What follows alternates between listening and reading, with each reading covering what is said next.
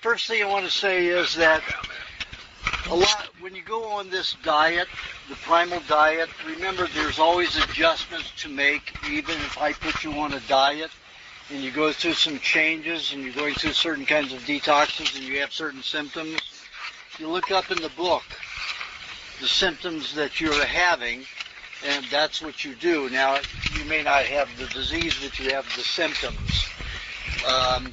If you want to be able to access that quickly, the best thing to do is to go to WeWantToLive.com and get the downloaded books. That way you can plug right into it, on search and find on a PDF file, the Adobe Reader file. That's the easiest way to do it, the quickest. Okay. You don't have to go through an index. You don't do all of that. Of course, the indexes in the books are pretty good. I had the latest version of We Want to Live. This is Primal Diet on the cover. I had a professional couple who do indexes. They did it, so it's pretty thorough. However, it's quicker to access. If you're in a pinch and not feeling well and having some symptoms, it's always better to access it on your computer and get the answers a little bit quicker, as quickly as possible.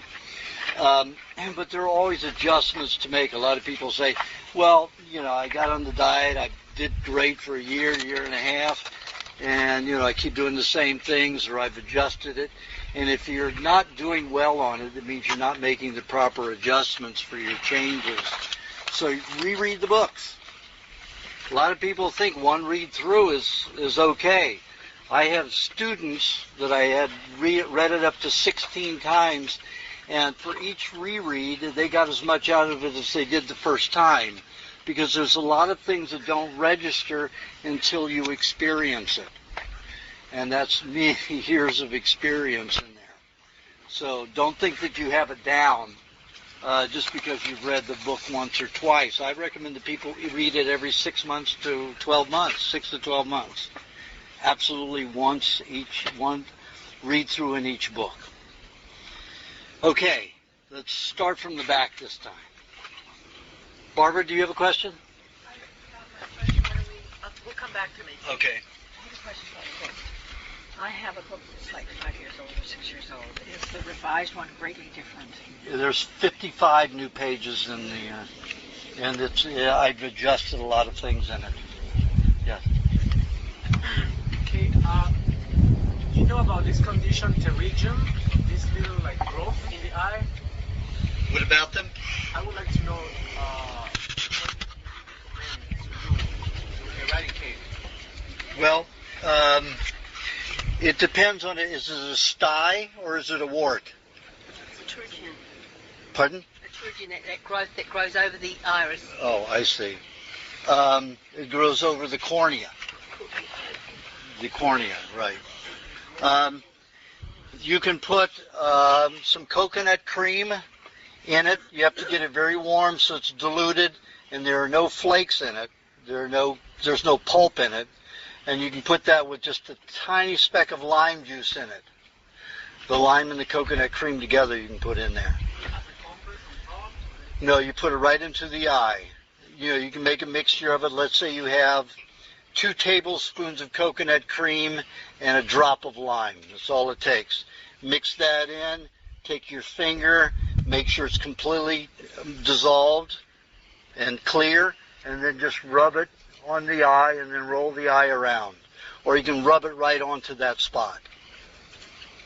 And you do that once a day. It usually resolves it within about a year. They're not easy to get rid of. That's heavy scar tissue. Okay. Do you have a question? All right. Do you have a question? No. Do you have a question? Yeah, besides the diet, is there anything we can do to increase the That's yours, right? Well, that's about having the proper fats. He wants to know how he can tolerate the sun. Lack of proper fats in the skin is what causes intolerance. The sun combines with fats in the skin, turns it into vitamin D, and it is absorbed. If you have improper fats and you don't have the proper conversion enzymes to convert the fats into vitamin D, you will blister and burn or have a rash, create a rash. So the best thing to get to the skin is eating the lubrication moisturizing formulas. Remember the moisturizing lubrication formula? It's in the recipe book on about page 146, I believe. And I call it moisturizing for women because they like to be moisturizing, and lubrication for men because they like to be lubed. That's why you'll hear me say double.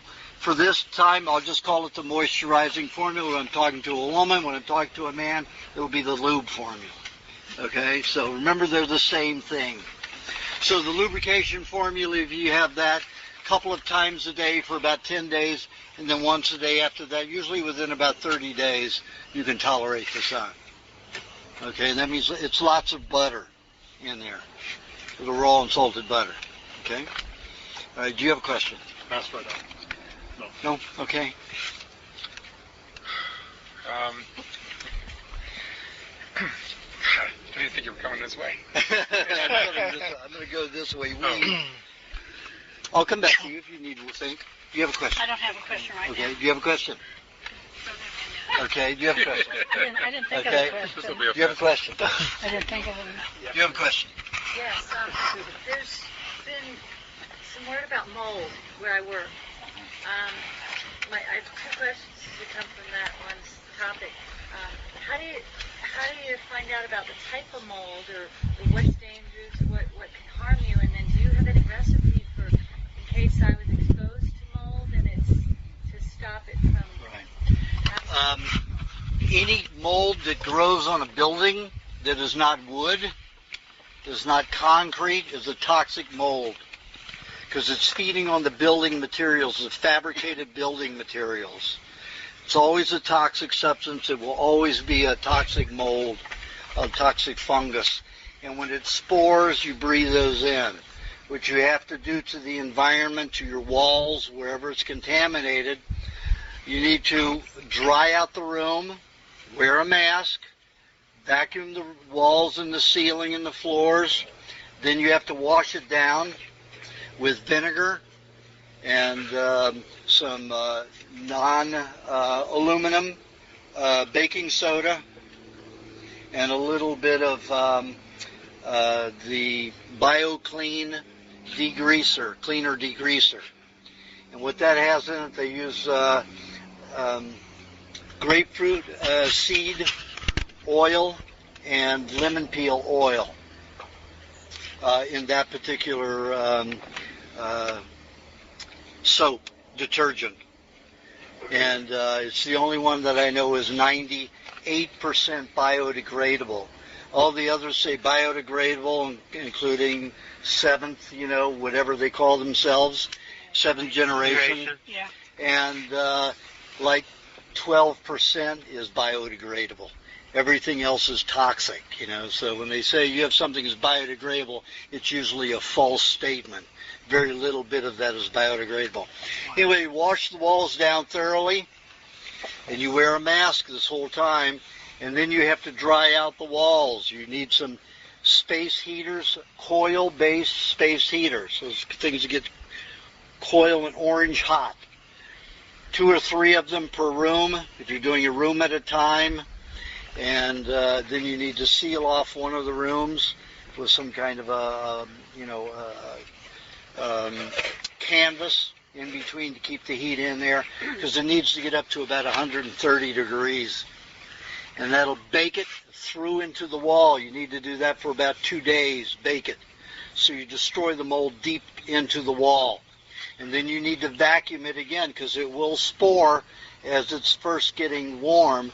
The mycelium, which is the basic mother of the fungus, is setting out little spores, and they create those little fuzzy things. Those are your mushrooms. Those are your spores. So you need to vacuum that.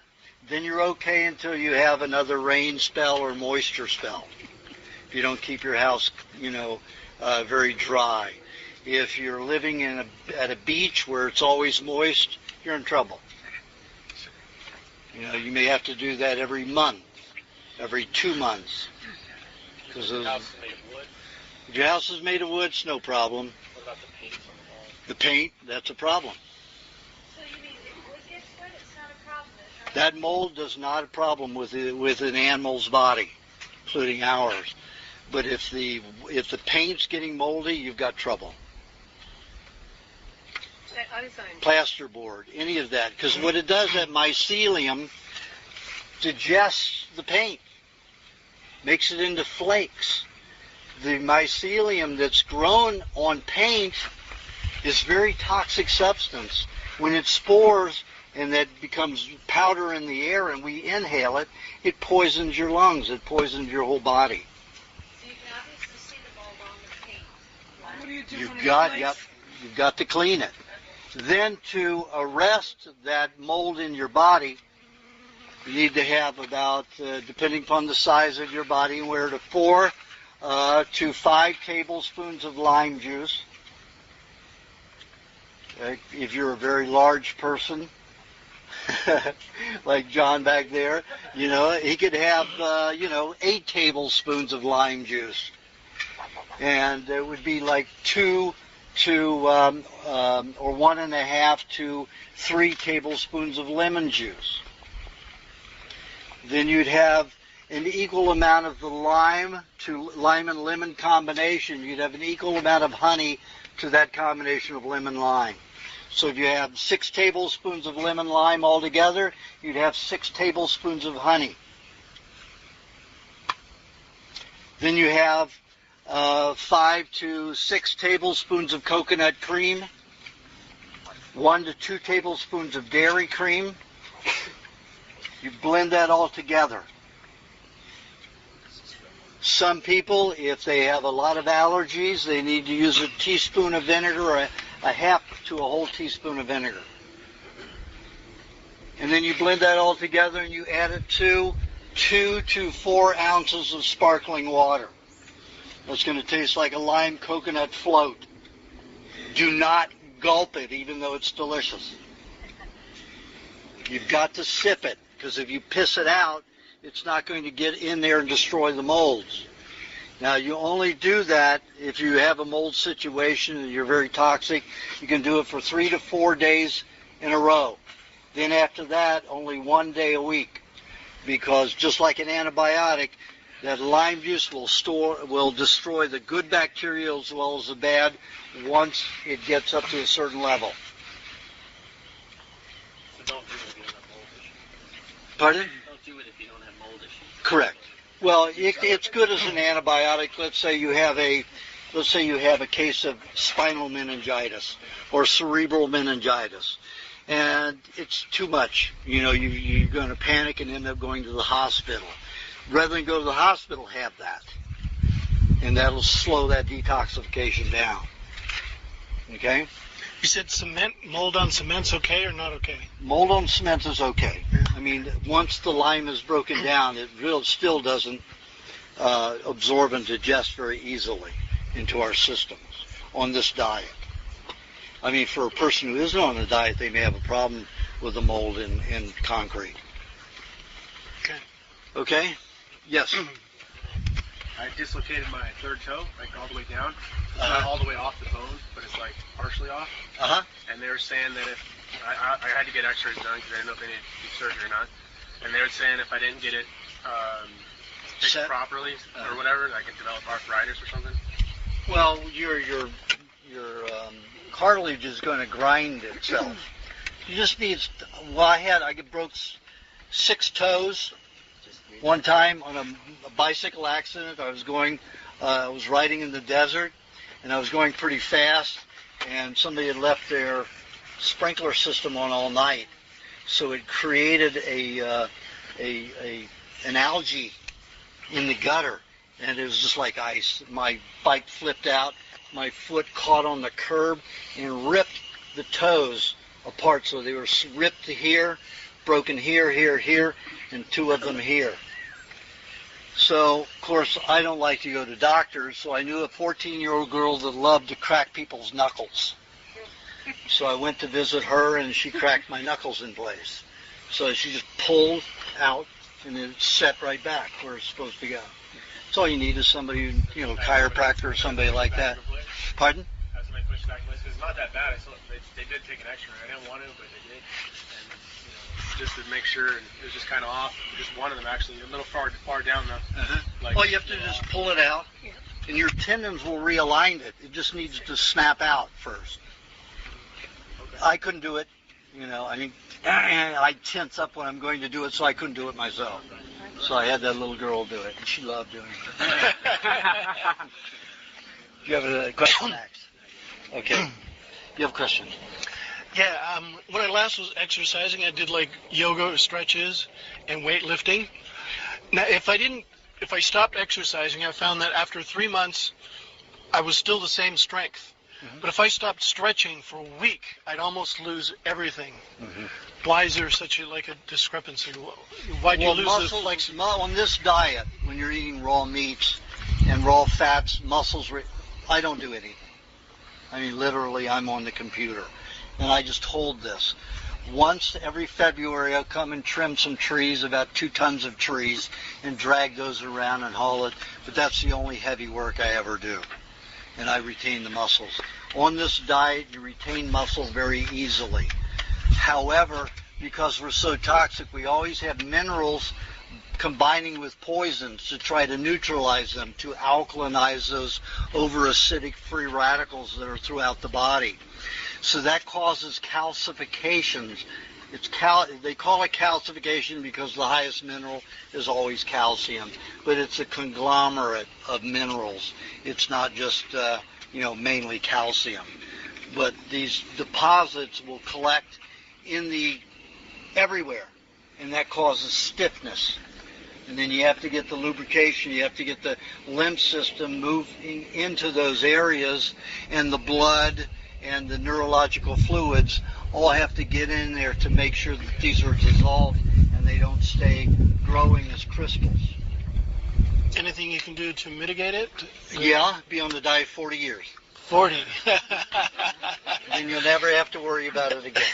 Because all those cauterized minerals will be out of your body and you'll never crystallize again. Okay. Lewis, you have a question? Yes. The lymphatic bath program, the difference between the long ones and the short ones done intermittently, what is the purpose of the short ones? What do they accomplish compared to the long ones? Okay. The lymphatic baths in We Want to Live, 2nd edition, the revised edition of 2005, it talks about lymphatic congestion and lymphatic baths. Lymphatic baths are when you take a bath for 60 minutes from 60 to 90 minutes. That's 1 to 1.5 hours. You have to keep the water at least 102 degrees, no hotter than 105. And you have to keep it steady within that range for that entire 60 to 90 minutes. Now, the reason for that is you've got everybody has congested lymphatics. Your lymph system cleans out the body. When your lymph system is healthy and flowing properly, the lymph system feeds every cell in the body except for the mature red and white blood cells that travel in the bloodstream.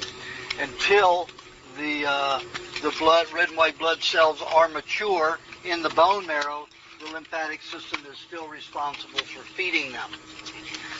The lymph system, when it has to clean the body out, it gets jammed. It starts collecting all of the hardened fats, especially all of those hydrogenated vegetable oils or vegetable oils in general.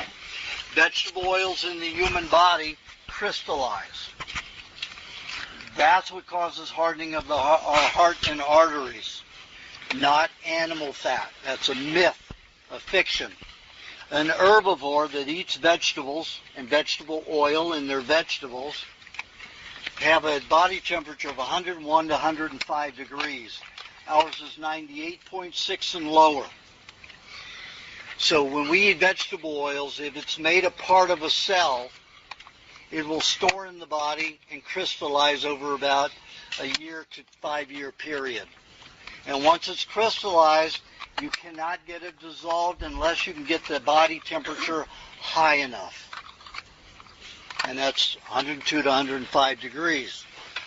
So you have to stay in it that long before it gets deep enough to get into those lymph glands and lymph nodes. It takes an hour to get there. Well, it takes about 50 minutes to get there. So in an hour, you've spent 10 minutes starting to dissolve some of it, melt some of it. You stay in a full hour and a half, and you've melted at least 1/1000th of an inch. That's not much, but you figure each time you take a layer and dissolve it, you're going to melt it and get it out of your body. You're going to start relieving it from the body. Otherwise, you're not. Your lymphatic system will stay congested for your entire life. I don't care what diet you're on, even if you're on this diet. I don't care if you do trampoline for the lymphatic system or what. It will not move if it's hardened. It has to be softened. It has to be softened. So what you do is, before you get in the bath, like it says in the book, you have a combination of pineapple, coconut cream, a tiny bit of dairy cream, a tiny bit of butter, and a little bit of honey, and you blend that all together, and you drink it right before you get into the bath or as soon as you get into the bath. That, then, when you get out of the bath in an hour to an hour and a half, you get out of the bath, you're going to feel like a wet noodle, a limp noodle, and you're not going to want to move very fast. And you want to keep that door closed because you want that bathroom to stay hot, and you want to towel off gradually. Then you want to dress with winter clothes. I don't care how hot it is. And then you take a 45-minute walk. By the time you're taking that walk, that pineapple coconut mixture is going to be in your lymphatic system, moving in there, while that little bit of lymph space is still fluid. So when it moves in there, it can't harden when your body reaches 98.6 and lower again. It will not harden. It'll keep that little space, that little fine little area fluid. And you do that, and you don't do any more than 2 a week. Some people should, if you're very thin, you shouldn't do any until you put on weight. And you have to be at least 10, 15 pounds overweight before you do those. Because when that stuff dumps into the system, you better have enough fat to protect you. If you're dumping something like mercury or thallium or lead into that tissue, if you don't have the fats in the tissue, you are going to be damaged. And what happens if you damage your connective tissue? You're either going to develop lupus or MS. Not a pretty picture. So you've got to have at least 10, 15 pounds overweight before you do those hot baths. Once you start doing them, you can do 2 a week. Never closer than 3 days apart. So if you want on the same day of the weeks, the same days of the week, say you do it on Monday and then you do it on Thursday, if it should be done between 1:30 and 4:30 in the afternoon. So you do one on a weekend, or if you can only do it in the afternoon on the weekends, you just do it 1 day a week on the weekend. Then each day you can do a 35 to 40 minute bath. And you don't have the pineapple and coconut cream mixture. You don't need that. That 35 to 40 minute bath is to relieve the toxins that have dumped from the lymphatic system into the connective tissue, to perspire it out of the body, or pull it out of the skin so it doesn't collect in there. So that's the answer. Okay? Yes. First to the bath for the steam bath first, or it has to be... No. Steam bath will damage your lungs, your mucous membranes, and it will cause your mucus to get thinner and thinner. Every time it burns your lungs and your sinuses. Because it's chlorine or just any steam? It just the temperature, the steam. You have to get steam. It has to go to 212 degrees or higher. That steam, by the time you're inhaling, it's 160 degrees. Sauna's the same way. It's too hot. It'll damage the vitamins and enzymes in your lungs and sinuses. It's too hot. 102 to 105 is ideal, immersed in water.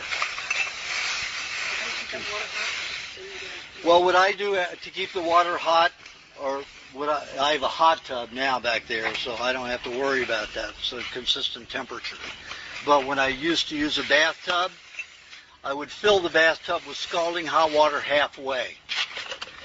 Let it sit for about 7 to 10 minutes, and it would heat the entire tub. Then I would put lukewarm water in to fill the rest of the tub, and then my water would be warm, and my whole tub would be warm, and the water wouldn't cool quickly. Then I put my milk, my vinegar, my sea salt, and some coconut cream in that water to get rid of any toxins if you're using municipal water. If you're using well water like I have, just a little milk or coconut cream, and it's all you need. Just to keep the skin from getting dry. And in the book, We Want to Live Under Lymphatic Baths, it tells you how much of those ingredients to put in the bathtub to neutralize poisons. So then when you have the bath in that situation, you get into it, you go to sleep, just set a little alarm, because every 20 minutes, 20 to 23 minutes, you're going to have to let about 2 inches out of the water, and then you put scalding water in and just keep it rotating. You don't have to put any more ingredients in, but you just reheat the water about every 20 minutes. And you do that consistently for as long as you're in there, and you will keep the temperature regulate. The daily baths? Okay. The daily baths, do they have to be 102 to 105 too, or can they be less? No, it can be less. Yeah. But it has to be at least 101. Oh, okay. So it's still 101 is pretty lukewarm, Yeah. It's not very warm. Do you walk after those baths? No, you don't have to. No. Just sweating on the daily basis, if you sweat a lot in the summer, that won't do it. It has to be a bath. Yeah, It helps. Yeah. But most people don't perspire everywhere. In the baths, you perspire everywhere. Is it okay to take them at night, those 30-minute baths? The 30, 34, 35, you can take any time of the day. If you're thin and you want to just perspire all toxins, you can just do the short baths. Yes. You can do the short baths to get it out, yeah. Oh, short bath? That'll just dump the toxins out of the connective tissue that you throw there on a daily basis. And that's safe if you're on. That's safe, yeah. You did like 110 and then 102, would that be okay? Or is that ideal? It's not a good idea. 110 is pretty hot. You're going to start cooking the enzymes and vitamins in your skin. So what's the max temperature? 105. 105? Yeah. There's a misprint in the first book. In fact, all the way up until this last printing, there's a misprint. It says 110.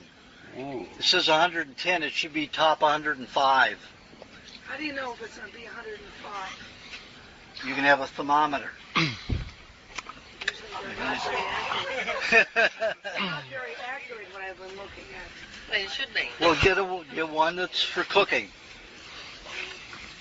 Well, what I use is I use a temperature one that you take the temperature on your tongue. Those are usually pretty accurate. The swimming pool ones are not accurate. They're often 2 degrees lower than what they should be. Yeah. Many of them are. I've tested Yeah. them. Yep. So you can't go by. No, you can't go by that.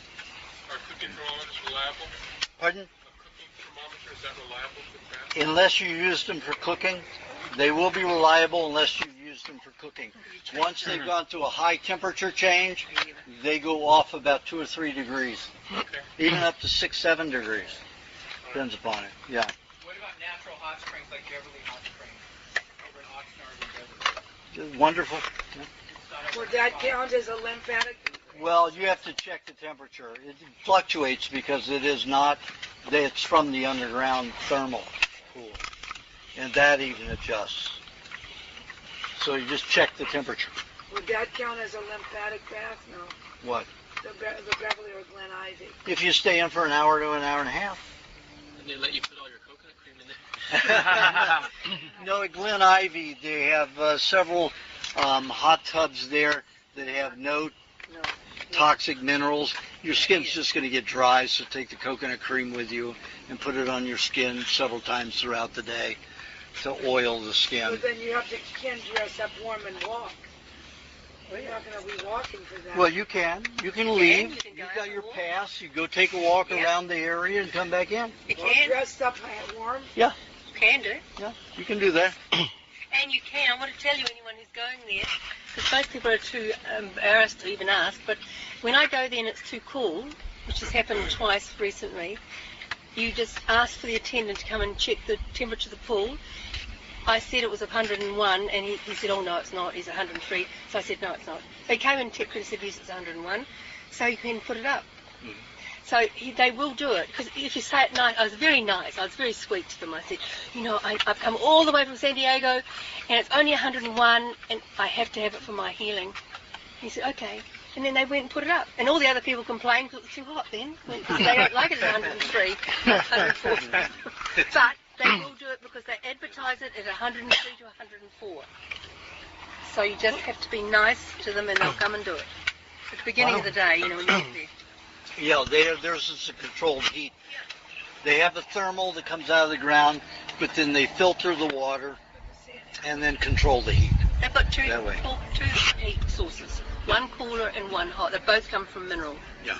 Hot and cold are good for the body? Yeah. Just don't stay in the cold too long. Stay in the cold maybe 3 minutes at a time. Do you like the mud? Do you use the mud, Aajonus? What did you do? Send those people away? No, they didn't want to stay because they felt I told them they could stay because there was only 2 people, and they decided, well, they just didn't want to stay. They didn't really. Okay. Unless they're right there still. Well, let them talk. Okay. Okay. I'm going down the line here. Okay. Give us.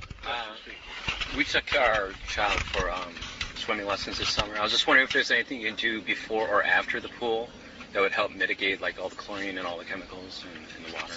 Chlorine, there's no way you can get around it. You got chloroform vapors. Yeah. That's the worst. It was an outdoor pool, so it was a little bit better problem. Doesn't make any difference when your head is this close to the water. Yeah. Unless you've got a hell of a wind, it is going to get into your system. There's no way around it. You can always put olive oil, butter, or coconut cream on your skin, or coconut oil on the skin to protect your skin from absorbing the chlorine. But you have to understand, chlorine is meant to dissolve. The greatest mineral in our hydrochloric acid is chlorine. So chlorine eats away at things. So if you're going to be in one of the swimming pools, never go in an indoor one. You're just asking for a lot of lung and sinus and brain toxicity. So if you're in an outdoor one and there's a breeze, you're going to get some toxicity. It's going to plant in the ears. That's why swimmers have so many ear conditions and sore throats and sinus problems, because of all that chloroform that they're breathing in. And just remember, chloroform transforms into formaldehyde in the human body often. So formaldehyde is a very toxic substance. So swimming pools is not a good thing. So primal facial beforehand, I mean, would that help? Primal facial is probably not a good one to do. Yeah. You want something heavy oil, like the butter or olive oil or coconut oil. Right. Something that's going to really cake, and that chlorine is going to take a long time to eat through that oil. But nothing you could do for the vapors. Nothing you can do for the vapors. Well, you can eat something to help get rid of it, but that's planted in the brain is not going to be easy to get rid of. Like cheese would. Eating cheese. Those vapors are so finite, even if you, let's say, put some cotton with some oil on it, and you're breathing through it, it will filter out some of it, and those oils will arrest some of it, but it won't be easy. As soon as you get water in that cotton, you're not going to be able to breathe, and they're going to come out anyway. So there's really no way to keep, cotton balls up there in your nose to help filter it out with some oil on it. But if you want to get rid of formaldehyde and the toxicity from the chloroform, you take a half of a mango, a green mango, a tart mango, 1 kiwi, a tablespoon of honey, about 4 tablespoons of coconut cream, tablespoon of dairy cream.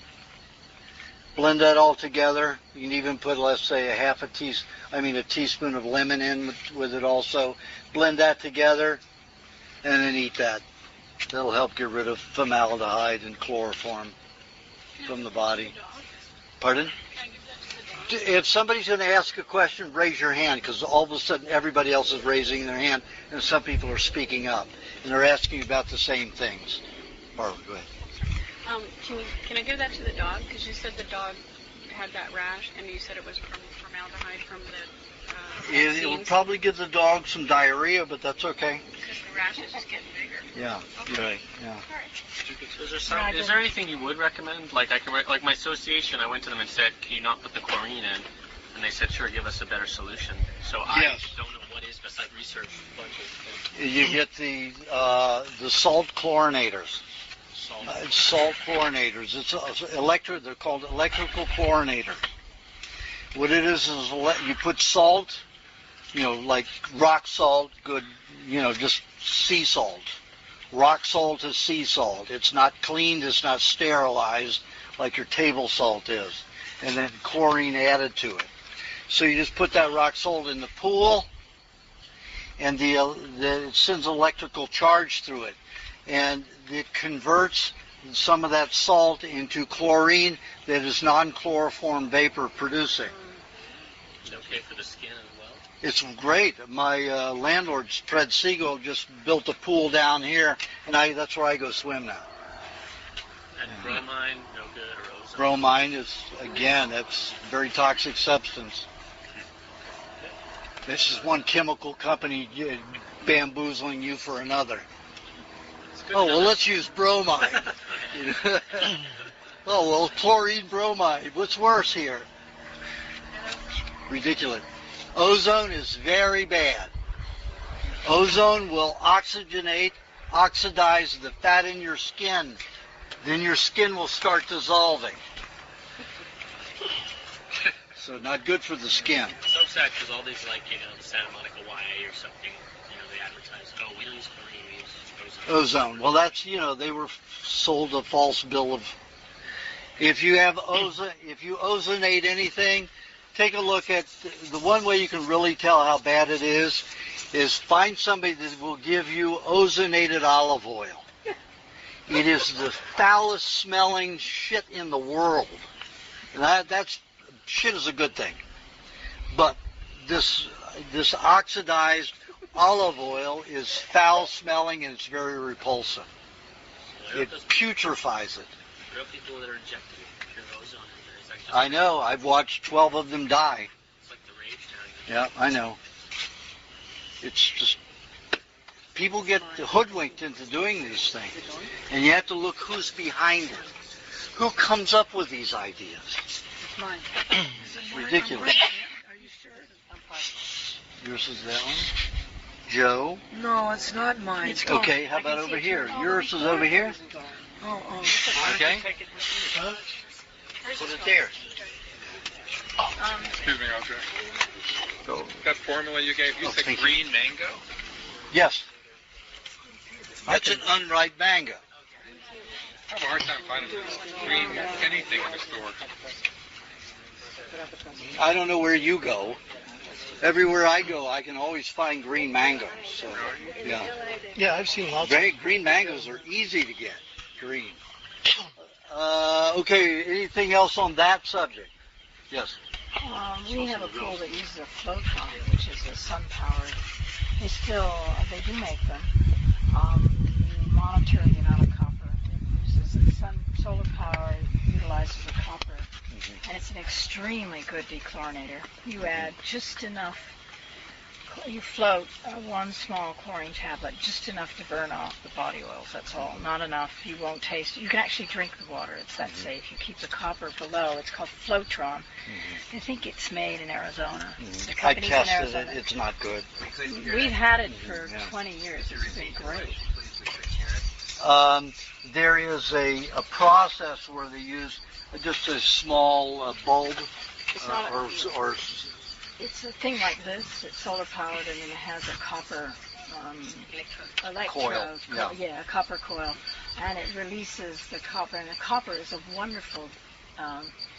It gets rid of that stuff in the pool.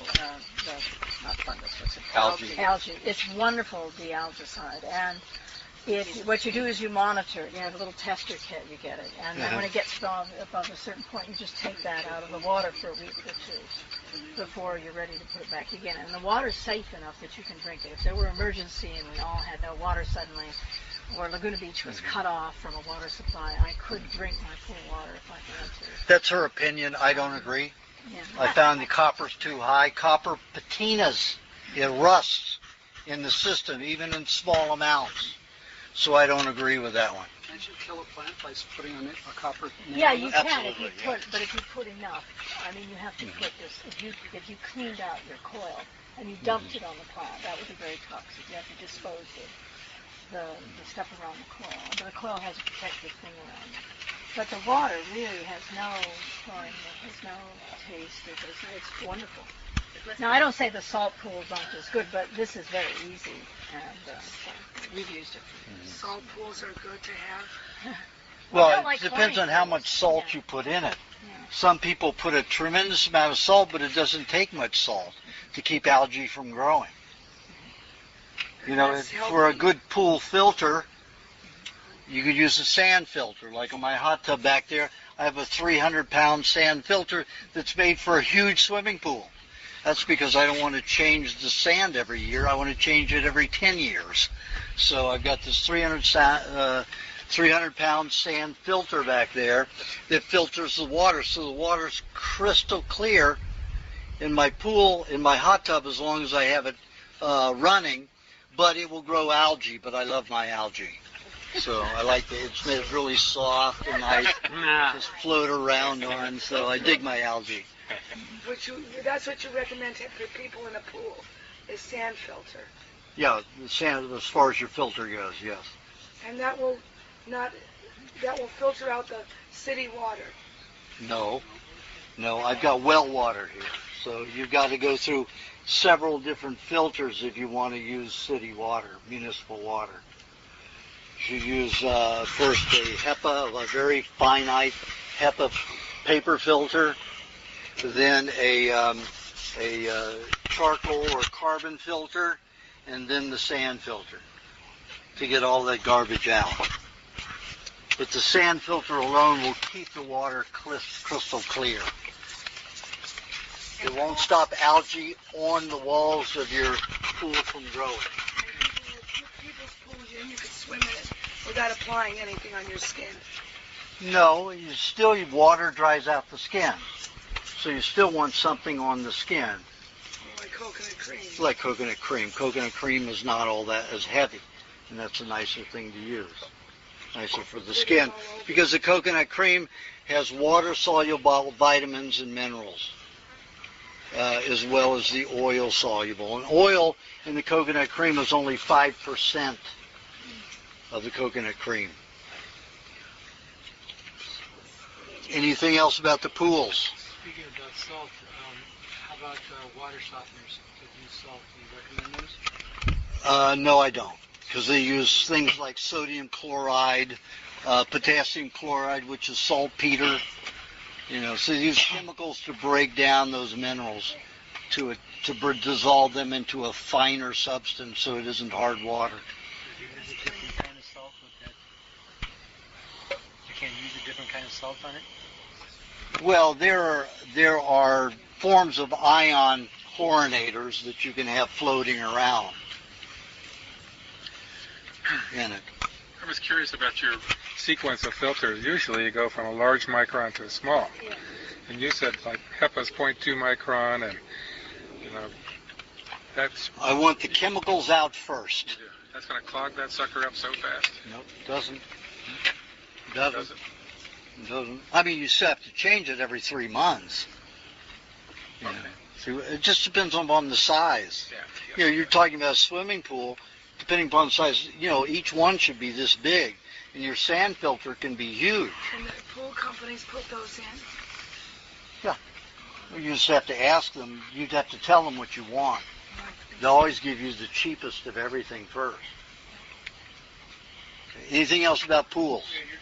So I was just talking about scale ionization.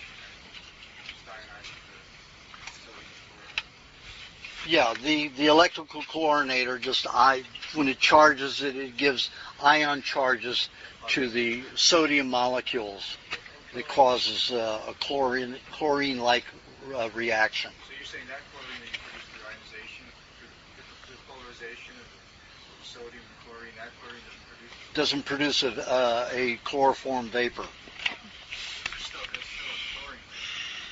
Yeah, but it won't be a chloroform. Yeah. Okay. Water to purify it before bottling. Does that just affect? Well, there's no oil in the water, so it's no big deal. You know, but if you're in the water, I won't drink any water that's been ozonated. And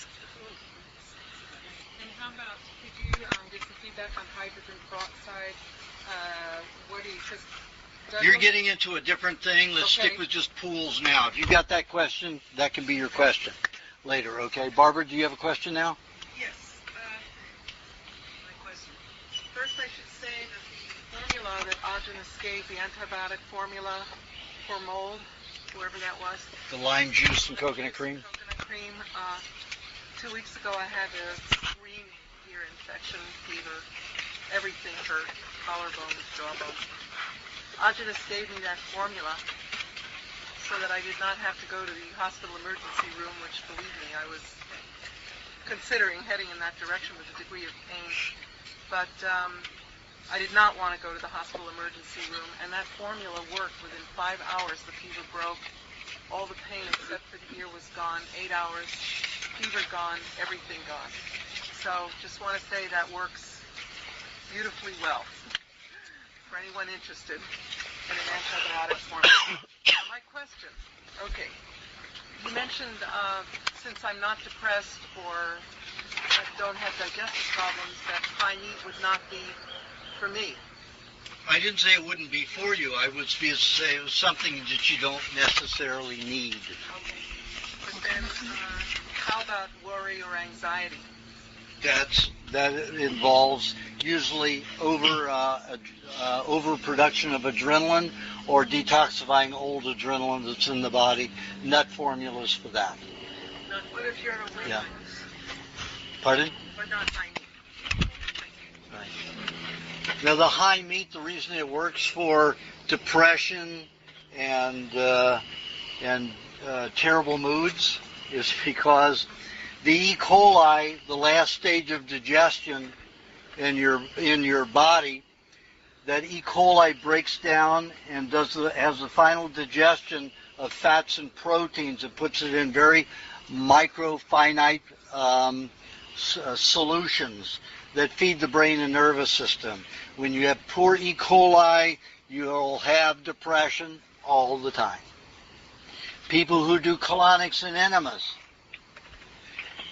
when they do the colonic and enema, they rush over 2 billion E. coli into their bloodstreams.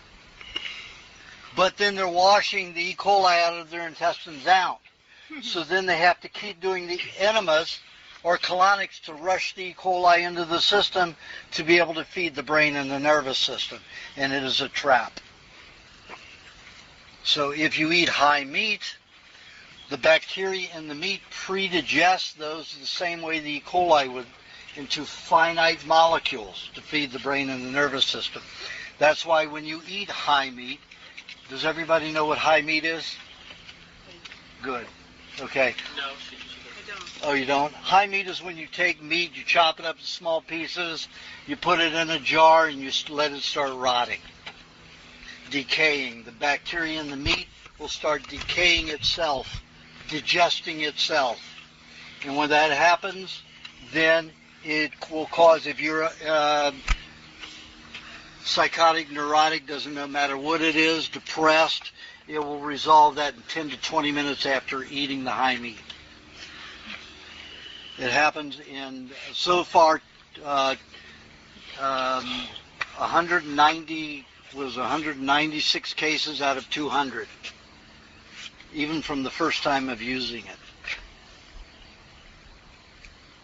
So it's a very good thing to use if you're depressed. Get a psychiatrist to prescribe that? Yeah. You can get a few heard my lecture and tried it with some of their patients, and it worked every time they tried it, so they do recommend it. How old does it have to be? If you make it out of the refrigerator, you can have it, I usually tell people so it doesn't stink up their houses and so they don't have to be as diligent. They put it in the refrigerator, they take it out every 3 to 4 days outside, open it up, put new air in it, screw it back on and put it back in your refrigerator. If you want, and that'll take about 14 to 21 days to be ready. If you want it ready quickly, don't put it in the refrigerator, put it in a dark cupboard, take it out every 2 days, and then put new air in it and put it back in the cupboard. Now if you go 3-4 days, it's going to start gassing and stinking up your cupboard, and that hangs around. That's why I say don't open it in your house, don't eat it in your house, because it will hang in the drapes, the rugs, and everything. People are going to come in your house and say, what's dead in here? It's dying, it's rotting in here. Are you dying? Do you have cancer? So how long does it take when it's in the cupboard? It takes about 10 days, 10 to 12 days. Yeah. Is it dangerous to eat too much of it? I have a fellow who was about 6 foot tall, about 240 pounds, started on the diet, and about a year and a half, he was always depressed. He became a landscape artist because he hated people. Most antisocial besides me when I was younger and so ill. He was the most antisocial person I ever knew. And finally, after a year and a half, I got him to try the high meat, and it worked for him in 10 minutes. So he, over the next 6 months, he adapted to eat only high meat. So he eats 2 pounds of high meat a day. And the last time I went and did a workshop in his area, he had 3, now he's only about a 4.8 or a 5 in the looks department, and he's still a big bear of a guy, but he became such a happy person. He got a great personality, funny as can be. I mean, he could be a stand-up comedian, be better than the top out there. And he had 3 number 10 girlfriends at the same workshop together. That's charm. So that's the extreme. So he only eats high meat, 2 pounds a day. He doesn't eat any fresh meat. No, he doesn't. No, I'm surprised. Yeah, no, he doesn't. I think your body adapts to it. Well, his house smells. No, he has a shed that he does it all in. Separate refrigerator, separate shed. Yes. Pounds a day? Pardon? Is this done mainly with just red meat? No, it all depends on what kind of meat you need. What does he use? I do mainly fish. That causes my breath to stink. But I just deal with it. I need to eat fish because all the chemotherapy I had. Yes. Yeah, wouldn't a lot of high meat in people that don't have the condition like the other person you mentioned cause like detoxification symptoms? I can't say that it does because in only about 5% of the cases do people go into diarrhea and vomit after having the high meat, and that's a lower incidence of vomit and high diarrhea on a normal basis. So how much meat, what kind of meat should people eat? Fish or chicken or beef? It depends on what you need. And it tells you how to make that decision in the book, and We Want to Live. If you have a very high adrenaline system, you're hyperactive and lots of energy, you need the white meats. Now, white is a misnomer. Don't consider white in the book, or white in my books, white meat is in my books, as a color. It is just a category. And if you had salmon or tuna or, ostrich, which is as red as liver, that's in the white meat category. So white is not a color, it's a category. Chicken is white. Yeah. Any poultry is in the white category. Okay? Yes? Can we review again, because I read it, but can you review again the theory behind eating the spoiled meat, the high meat? The high meat again, the bacteria in the meat starts digesting itself. That's the decay process. It eats itself, goes back into the earth. Earth organisms eat it, and then it creates more life.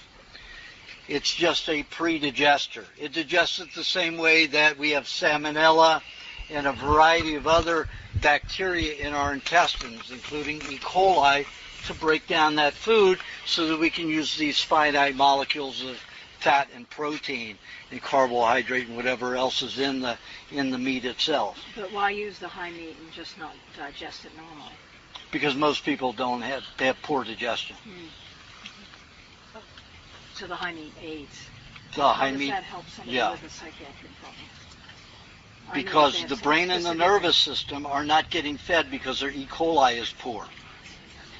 And kefir after Kefir doesn't help you break down that finite molecule. It's more for the bowel. Yep, it's the bowel that requires that the E. coli. Just what about all that old meat we have sitting in the refrigerator, sitting in the 16-ounce jars that's been sitting there for months?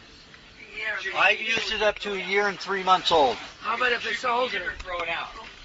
If it's been sitting there in a jar for maybe a couple months with no air. You can start opening it again. After about 2 or 3 openings, it'll be active again. That's fine. I've had it up to a year and 3 months old. You can use those old jars for high meat. Exactly. Yes. 6 days we have high meat. Exactly. Yeah. What about the liver? Pardon? Is the liver going to be better than food? Well, just liver is more concentrated in protein. That can cause some heavy detoxifications of the pancreas, the liver, and the brain when you have that concentration of high meat, of protein. Usually it's a better balance if you're using fat with the protein. So it's a little bit more balanced and regulated. But when you've got a concentrated protein like liver, you're asking for, and you're eating a lot of it, you're asking for detoxification. So we shouldn't eat that stuff in the old jars straight out of the jar. We should give it the time. Yeah, give it a few cycles of opening it with the air getting into it again. Okay. If I'm not really raw yet, how long would you say is like a minimum to wait to try this part? About a month. Which he asked was, I haven't been on the raw food diet. How long would I have to wait before I can have the high meat, start taking high meat? And I said about a month on the diet. Okay. All right, let's get back to questions. Where were we? One other thing quickly. If it's older than a year, throw it away. No, I don't know that. You can test it over a year and 3 months. I've only had it up to a year and 3 months. Yes. Can you talk about your Wait a minute. This fellow right here. Oh, is there something called chemtrails or something that planes release going flying over places? Yes. Can you tell me about that? I don't know. Well, I did it. It's really, it's not a subject that I like to get into here because it's a very complex one. And the U.S. government is bombing us, is spreading their waste products from industrial military development over us. And it's got aluminum, it's got all kinds of barium, other waste products from developing military weapons. They have nowhere to store it anymore, so they're bombing it all over the place. So the whole United States is like getting it pretty much? When I was in Thailand in February, and the U.S. military was there. The U.S. military goes to Thailand every year and does exercises with them and teaches them how to be good military people. And they were bombing there for the first time, chemtrailing that whole area. Taught them how to chemtrail. So it's happening all over. It's all over Europe. All over Europe. These big military machines, they have to have somewhere to dump their poison, so they dump it on their own population. The desert's already dead. You can't bury them?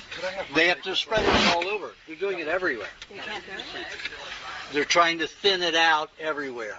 And they say, and there's so many people that are, that it's okay to damage. Let's say the casualty rate is, she's asking about it. let's say 500 out of 10,000. That's an acceptable loss. It's what the military and the government considers okay. No, it's mine. She wants her machine left alone. This is my machine. This is my machine. Oh, wait. It's right here. Which one's yours? Well, that I've already given on, if you go into the archives, if you go into We Want to Live, remember the We Want to, T-O, is the number 2. Put it there. It's been right here the whole time. No, it's been here the whole time. No, it hasn't. He's been watching. What is she talking to? What are you... They're fighting over whose machine. Right. Look, there's hardly anything being taped on that because I didn't turn She the record forgot part to turn on. it on. You were watching my machine. I put it here. It ended up there, then I grabbed it from there and put it back there. This is my machine. Is that your tape? No, that's 100. How would you tape. prove That's my tape. Well, then who took mine? You were watching. She would have. No, wait a minute. Yeah, We're all the you have same. I don't mine. know which is mine. Which is yours. Okay, everybody, you bring a tape recorder next time, you put some Which kind of is a mark mine? on it. You Are you put it sure on that's tape. You mine? put a tape with your name. No, that's mine. Let's see about the I'm tape. looking at Let's my look at the tape. I'm looking at it. It's fine. Who's got what tape? That's mine. That's the one I have. CD, PO, that's the tape right there. This is mine. That's her tape. You pick up the wrong one. I'm looking for my tape recorder. Hers is a Maxell. I'm sorry, ours were the same. Can I see? Yeah. Let me see my. He was watching I'm sure mine. I'm the only one who has tape. It ended up there. It disappeared. Good old Kathy.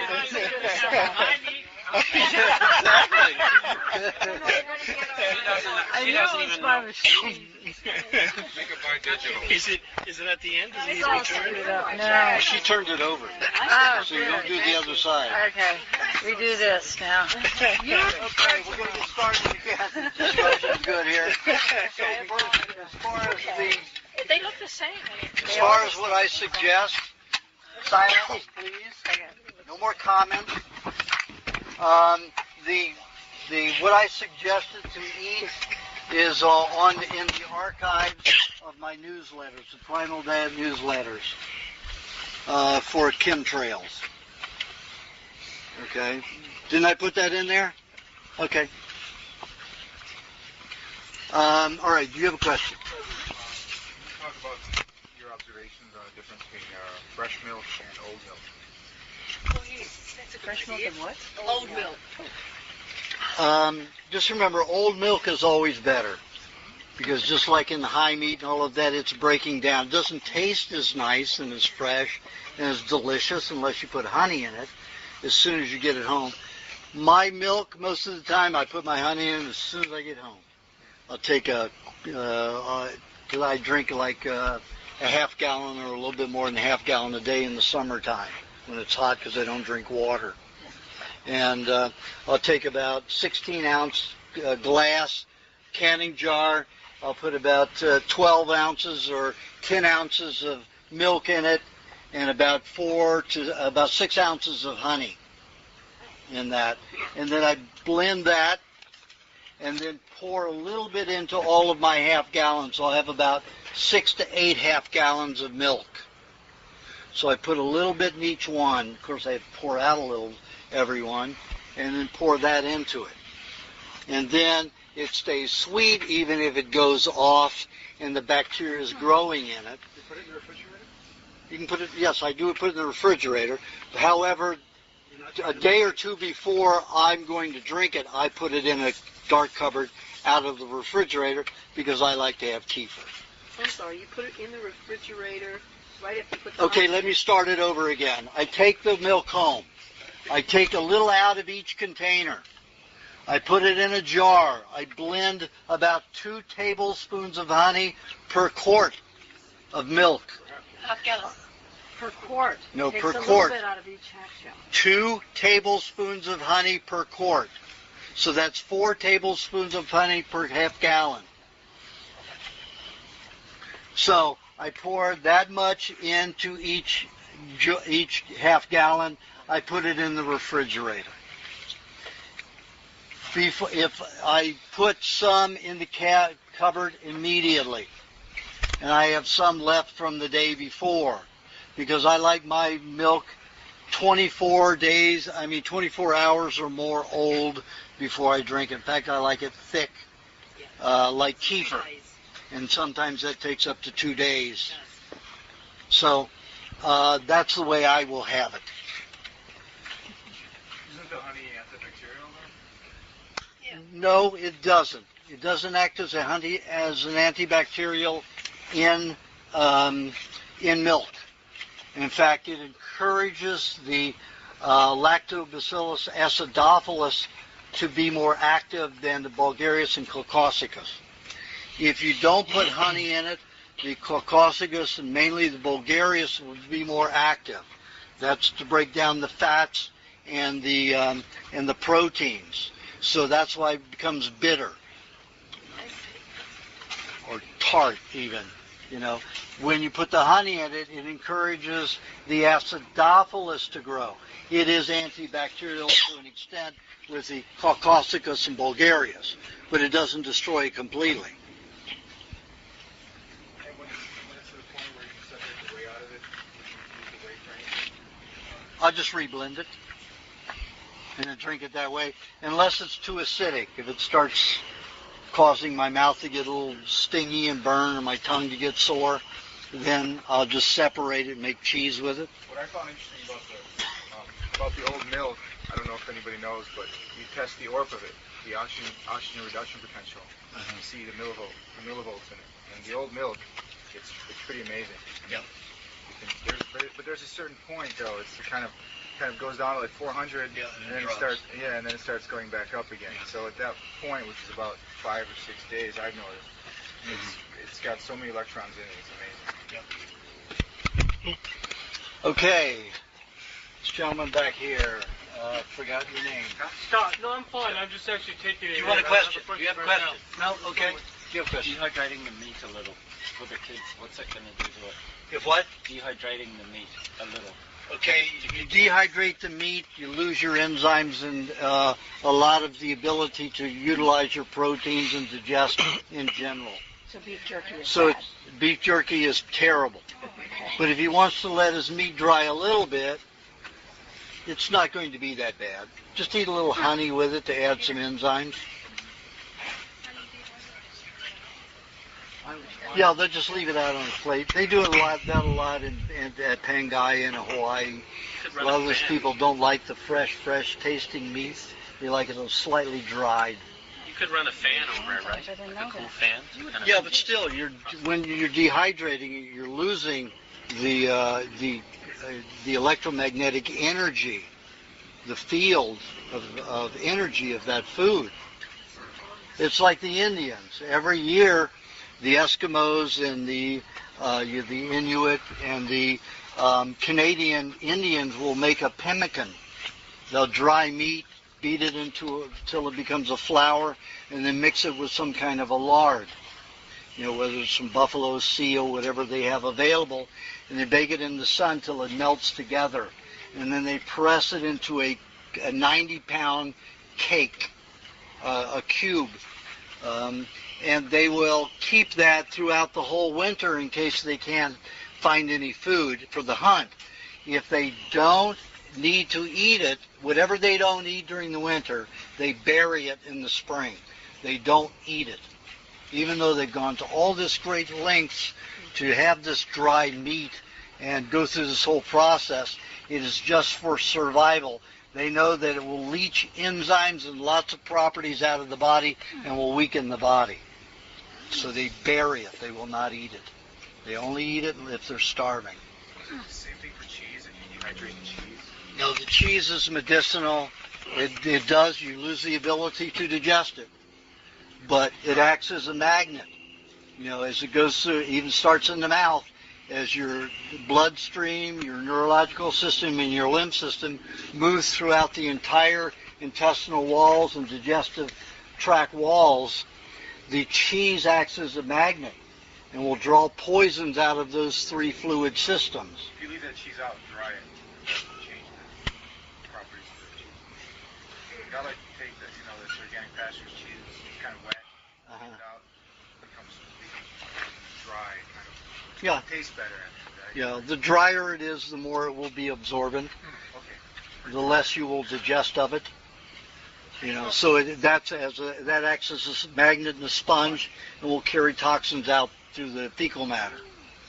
If you eat honey in your mouth in the same mouth bite with cheese, the cheese will digest because you're adding enzymes to it that are lost by dehydration. So if you need a good mineral supplement, you don't go to rock, some mineral supplement that's rock. Plants eat rock. We don't eat rock. So you take a mineral supplement that's rock, you're not going to digest it. You're not a plant. It's the most absurd thing in the world. I see tons of people with rusting iron, iodine, patina copper in their systems because they're taking these supplements. And it's ludicrous. You take cheese and honey and eat them together in your mouth at the same time. Don't think that eating something with honey in it, like if you're having a milkshake with honey in it, and you have cheese with the milkshake, no, the honey's already working on the fats in the milkshake. They combine immediately. So eating something with honey in it and eating the cheese with it will not help the cheese digest. So what is cheese? Honey and the cheese has to be together in your mouth at the same time. Then you will digest the minerals in the cheese, and it will be a concentrated mineral supplement. You're talking about any cheese or dried cheese? Are you talking about any cheese? Any cheese. The drier it is, the less it will digest. The fewer bioactive enzymes. Remember, a lot of people say, oh, I've got live enzymes. Hello? Enzymes aren't alive. They're protein structures. There's no nucleus. There's no respiratory system in them. There's no eating system.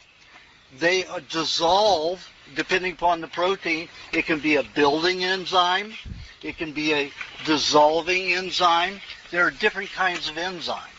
So what's the proper terminology for a living enzyme? No, bioactive. Bioactive enzymes. Okay. What about moldy cheese? Moldy cheese, I scrape the outer white layer off because that all the spores in it, and you can get too much mycelium generating in your system, and you can get very lethargic. Don't know moldy. Call a lot of tired. Yes, you can eat moldy cheese. Just scrape the white top off. Oh. Is cottage cheese count as cheese, or is that more like a kefir? It's more like a cheese. So same thing applies to cottage cheese. Right. Okay. It's just that because there's still some of its fluid in it, you will have some bioactive enzymes in cottage cheese that you won't have in dried cheese. Yes, Laura. Amos's cheese has been very soft for the last few months. When I first got it from him a year or two ago, it used to be quite hard. Well, not hard, but much firmer. What do you think about the very soft cheese? You can almost bend it. And is it any better, or what is it working in how's it working in our body when it's very soft? I mean, it's just like butter. Yeah. Well, it depends on what cheese you're getting, what kind of cheese. Baby Swiss. Yeah, baby Swiss. Jack was like it too last time. It is so soft. I don't know why you're getting it that way, because I get the same cheese here and it's not that soft. I mean, it's soft, but it's not that soft. It's not creamy. Different farmers. Yeah, it's not his. Yeah, it's not his. We buy the 5-pound block, and so it comes in a plastic. Well, where are you getting it? From Amos. But it's not his. No, Amos doesn't make any cheese. He has several people making cheese for him. Eli King is one of them. Is his main cheese maker. And so who do you like? I buy that same cheese. But what name? What's the name? Eli. It's Eli's. Eli's products and send them. But some of the cheeses that he has, not that I haven't gotten any of the baby sis that's like mush, but some of the others, it just means that it hasn't been aged 60 days. Some of the mold is still breaking it down. I kept mine for 2 months and it's just the same. Well, you have to leave it out of the refrigerator to do that. Okay. Or you have to leave it out of the package in the refrigerator. Okay. So it will dry. If you keep it in the plastic, it's not going to make I thought it might difference. mature. No. What you're saying would be that the harder cheese, actually, the softers are better for you, or they're not? Depends on what you need. If you need the molds to help break down toxicity in your body, then the softer cheeses are better. If you need a magnet and a sponge to bind with toxicity and then remove it from your body, a harder cheese is better. So which is the harder cheese? Farmer's cheese? No. Farmer's cheese is soft. The dry cheeses, the brick cheeses. Cheddar is hard. Cheddar, yeah. Jack. Any of those? Okay. All right, let's see. Barbara. This is a stupid question in some ways, and yet it's going to be asked a lot. So I wanted to ask it. It's coming out on the internet now, and it's been used in Africa. There's a product called MMS. Have you heard of it? Miracle Mineral Supplement. And from reading about it, they're saying it's chlorine dioxide is actually dichlorine oxide. It's got 2 chlorine molecules to the oxygen. And they've been curing hepatitis, AIDS, malaria, and cancers, and many other things with it. And already they've stopped them using it in Africa because the drug companies have said they will not give any more money and aid to Africa if they allow it to come into the country anymore. Now it's been coming into this country, and it's coming from Canada and other places. It seems a miracle, but to me, having known what chlorine is like, but they do say that when the chlorine is released with the vinegar or the lemon juice or citric acid, the waste product becomes sodium and chlorine, so it just mixes with it. So I'm not sure. I'm wondering if you knew about it and whether you could help us, because if this is such a miracle in those third world countries, does it mean that it's all right for us, or is it going to kill all the organisms in our body as well as the bad ones? Okay, go back to what I said in the recipe book. 72% of all diseases will reverse on their own, all conditions. Right. All these people take claims that their product caused these reversals when it's a natural process of the body healing itself. Somebody gets a disease, they take that product, their body's in the process of healing itself anyway. That product has nothing to do with them healing. Even with malaria that takes us 2 days, which would normally take weeks and weeks and months, and hepatitis? We don't see enough of those. I've read the literature, and not enough cases proves that to me. A lot of people will heal in a few days with malaria. People who live in the jungle heal very rapidly. A whitey, one of us, white bread people, go down there, not me, I won't get it. I don't even get malaria, even if I drink, water that's been hacked into by somebody with malaria, because I've done it. But the average person who's on the standard American diet, goes down there and gets malaria, their malaria is going to do a lot of cleansing for a very long time. So they may keep malaria a couple of months. But your native isn't going to keep it long at all. Why is somebody dying of it then? They don't die of it, they die of the treatment. They die of the penicillin, or the amoxicillin, whatever, or the Cipro that they're getting to handle it, or the Flaxil. Whatever they're getting, that is poisoning them. You have to understand, the whole new generation believes the crap that they're told on TV. Bacteria is your enemy. It's your cause for disease, and all this new generation buys it everywhere in the world. And they're indoctrinating these people because guess what? General Electric and these companies are supplying TVs. Now, I took a motorcycle and went out all through Cambodia where there's nothing but people in grass huts, grass skirts, or their normal skirts, and they don't have much clothes on, and they're kicking around a thatched ball. They don't have anything, but yet everybody's got a frickin' TV in their grass hut and electricity going to it. They make 50 cents a day. The family makes 50 cents a day. How are they paying for this TV? Most of them don't have a refrigerator. The electricity is just to run the TV. Because what do they learn on TV? Buy Drugs and junk food. Drugs and junk food. And in Thailand, you have 20 commercials every half hour. You have 16 to 17 minutes of commercials for every 12 minutes of program.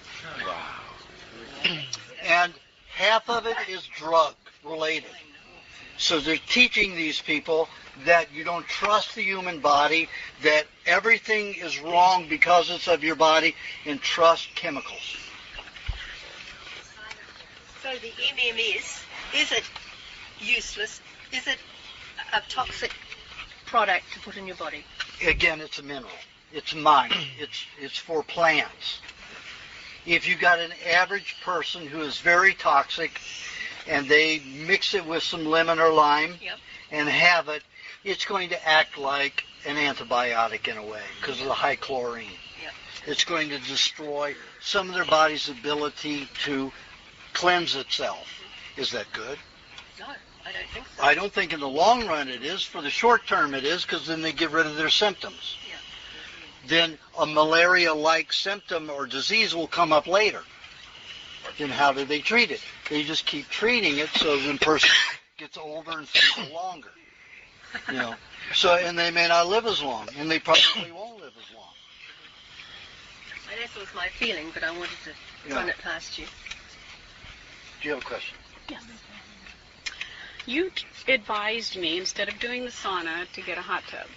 So I've done some research and found one that wasn't too expensive, and but now you just blew my theory about the ozone. Yes, most of them come with the ozone. But so you can have them, don't put the ozone. Tell me, okay, it holds 120 gallons of water, right? So tell me how to treat that so we can take a bath. You've got a problem with that unit. You've got the motor under the unit, in the unit. You've got to have that motor 3 feet away from you.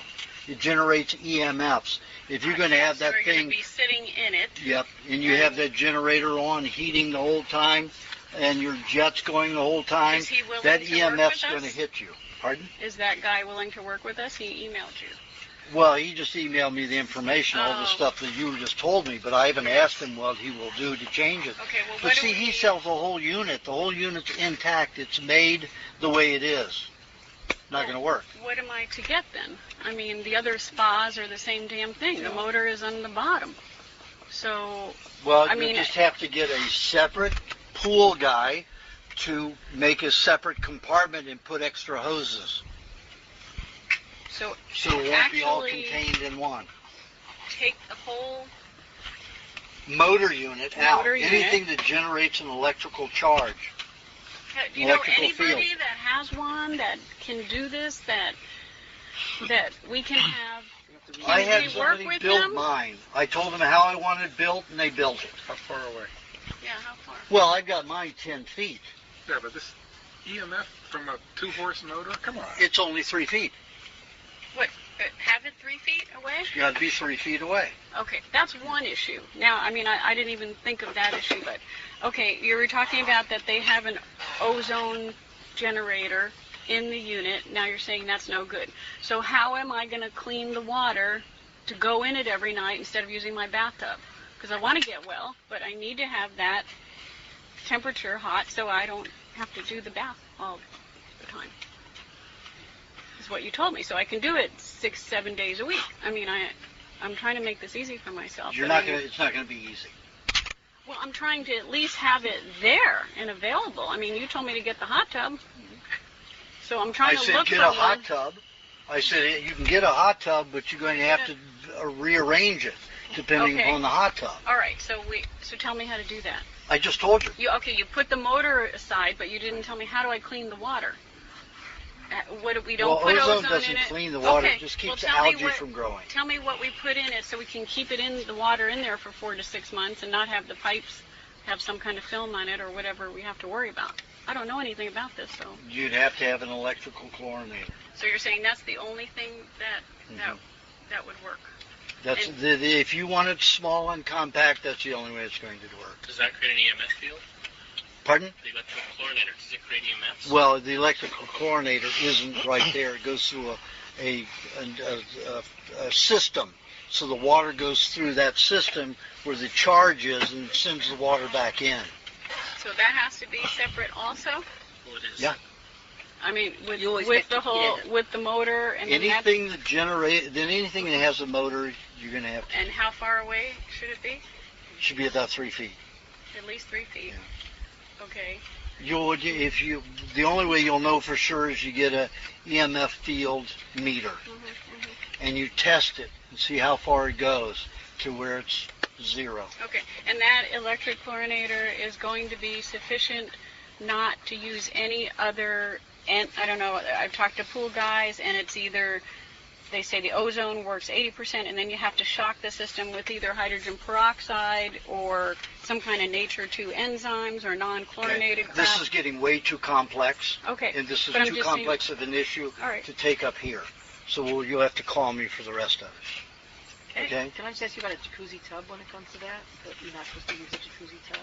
Jacuzzi tub's fine. Where's the motor on a jacuzzi tub? Usually it's about 1.5 feet, 2 feet away. And that's okay? Yeah. Okay. Well, what you could do is turn it on while you have a low amount of water in it and see where your EMF field is. If it's at one corner, you just keep your feet away from that edge. Why not turn it off when you're What would you put in the water? That's true, but some people like the jets, the air jets. But that would be the thing to do is turn it off. Well, I usually do have it off. Then you could get a regular. If I shouldn't have it on at all. Hot tub, maybe? You just turn it off when you're in it? Just check the EMF. I don't know. It seems like the simplest solution. It's cooler though in the winter. But then when you have to heat it every few minutes to keep that temperature regulated, you're going to be in it. Yeah. If you get out of it, then your body's going to cool down and it won't work. Shea butter is a natural organic. Wait a minute. You got a question that's separate from what we have. We're going to get to you. Oh, okay. So, all right, you. Dr. Charles Porter at the Mayo, I'm sure you've heard about this, at the Mayo Clinic wrote a book called, I haven't read it yet, I just found out about it, called The All Milk or the Milk Diet. Where he, this is what I've heard. This is an old book. This is from 1925. Yeah, it's very old. What do you think of a milk diet as opposed to, let's say an all milk diet or a milk diet where you have chronic disease and you're trying to reverse the chronic diseases being diabetes and he said asthma, diabetes, as opposed to something where you have milk and meat? Would a milk diet be fine? No. In some cases it will be. But it depends upon the individual and the type Drinking only milk. Problems in the body. You're talking about raw milk, though. Yeah, raw milk. We're talking about an all raw milk diet. She's asking, can a raw milk diet cure diseases? Yes, it can cure some, definitely. It's cured emphysema, tuberculosis, diabetes of all sorts. So yes, it's possible. And that's just raw milk. That's no vegetables. No, that's nothing else but just a raw milk diet. What if you used raw milk instead of as your meat? In other words, you had your doesn't work. If you're very skinny, you've been a vegetarian, a raw milk diet isn't going to work for you. I don't mean an all raw milk diet. No. I mean just a diet where instead of eating, let's say eggs or meat and stuff, you substitute so all that type of stuff like eggs and meat and all your animal products are milk or butter fat. Or I just said, no, it doesn't work. No. Okay. Any reason? Yeah. What's the reason? I don't know the reason. Okay. Just doesn't. It just doesn't, yeah. Joe, do you have a question? I just wanted to ask you about shea butter as something that you could put on your skin to keep you from drying out. Shea butter is processed butter. They say it's natural. It's all processed. Completely processed. How do they process it? Well, they usually pasteurize it, and then they steam it in some circumstances, and then they spin it to get the fluid out of it so it will cake. They tell us it's just stirred in the hot sun in Africa. It's collected in Africa and stirred in the hot sun. Yeah, well, if you believe that, that's a good one, because it isn't. Nope. That's the way they used to make it. That's the old way of making it. But the butter, when you get shea butter like that, it is very foul smelling and tasting. It tastes like eating, really ripe, strong buffalo meat. And no, I've never smelled any shea butter like that in this country. It's all highly processed. I mean, the natural one smells like you said. The natural one smells foul. It almost smells like ozonated olive oil, but not putrid. You say a milk diet without meat doesn't work very well. How does a vegan diet work without any of those things, without milk, eggs? Very few people do well on a vegetarian. I've only met 8 people out of 3,200 that did well on a vegetarian diet. How do they do it? I don't know why vegans seem to have a big raw food contingent. Yep, but it's all pretty new. It's all pretty new. I mean, David Fox, all of them. They're all pretty new. David's only been on the diet 7.5 years, and most people hit the wall at 7. But he has a high. All in those 8 people had high adrenal activity, thyroid, and testosterone levels. Even the one female that I knew fit into that category. But she started deteriorating her spine at 36 years old. The other men that I knew, the 8 of them, their spines started deteriorating in their 50s and 60s. Are you talking about David Wolf? I just talked about David Wolf. Yeah. So David Wolf has just started eating dairy, and I'm not supposed to be telling people. One of the people who works for him called me and said, guess what? Everybody in New York City's changing. We're going to your diet. We're having bone loss. We're having a lot of problems. David Wolf, I even saw him eating cheese the other day. Raw cheese. Chocolate. Pardon? No, she was already on the diet, and she was doing her meat around him in the closet. Pardon? No, she does. She won't. Silk won't come out of the closet because he's a fanatic. He doesn't admit that he's eating the cheese. She saw him eat it. He's a true believer. The cheese is not really a meat. It's still a dairy with it. The animals are not dead. It's not vegan. But it's not vegan. He advertises no dairy. Yeah. What do I do? So now he's eating cheese because his spine's starting to go, or he's getting very demineralized. He's feeling very nervous and shaky, not calm. That's right. He's eating a lot of that stuff. All that all of that, super food stuff is dehydrated garbage. It's going to de-enzyme the body. No. Okay, do you have a question? Yes. You were talking earlier about putting coconut cream in your eye for a particular condition, which I don't have, but my eyes are deteriorating. My eyesight isn't as good, and I was wondering maybe that would just help in general. Egg white. If you're getting scar tissue or you're getting layers on your cornea, then the coconut cream and the lime will work. But if you just need protein to strengthen the cornea so it doesn't misshape, you just put egg white in the eye. The people who put egg white in their eye 2 to 3 times a day usually lose 10 to 30% of their prescription per year, reduces. Wow. But they do it 2 to 3 times a day. The people who do it once a day, it may take 2-3 years for them to decrease 10%. How much one eye sees further than the other, all that stuff? I have no idea about the shape or Yeah. what's Well, causing that's it. what causes it. The shape is one, changing? One, the conication gives you far-sighted vision, and the one that flattens gives you nearsighted vision. So. Are you saying you can use egg white for any eye problems or only? Any eye problem. Yeah. How much? What I do is just, what I tell people to do is take, the egg white and put a little dab on the little finger, or this finger, usually the little one, and you just get a little bubble of egg white on there. You pull the lid down, you look up, and you just rub it along the bottom of the white of the eye. And then you open both of them, and then you roll your eye like a circus master and get it all over coated. And then you close your eye, and that's it. You may be a little foggy for about 2 or 3 minutes.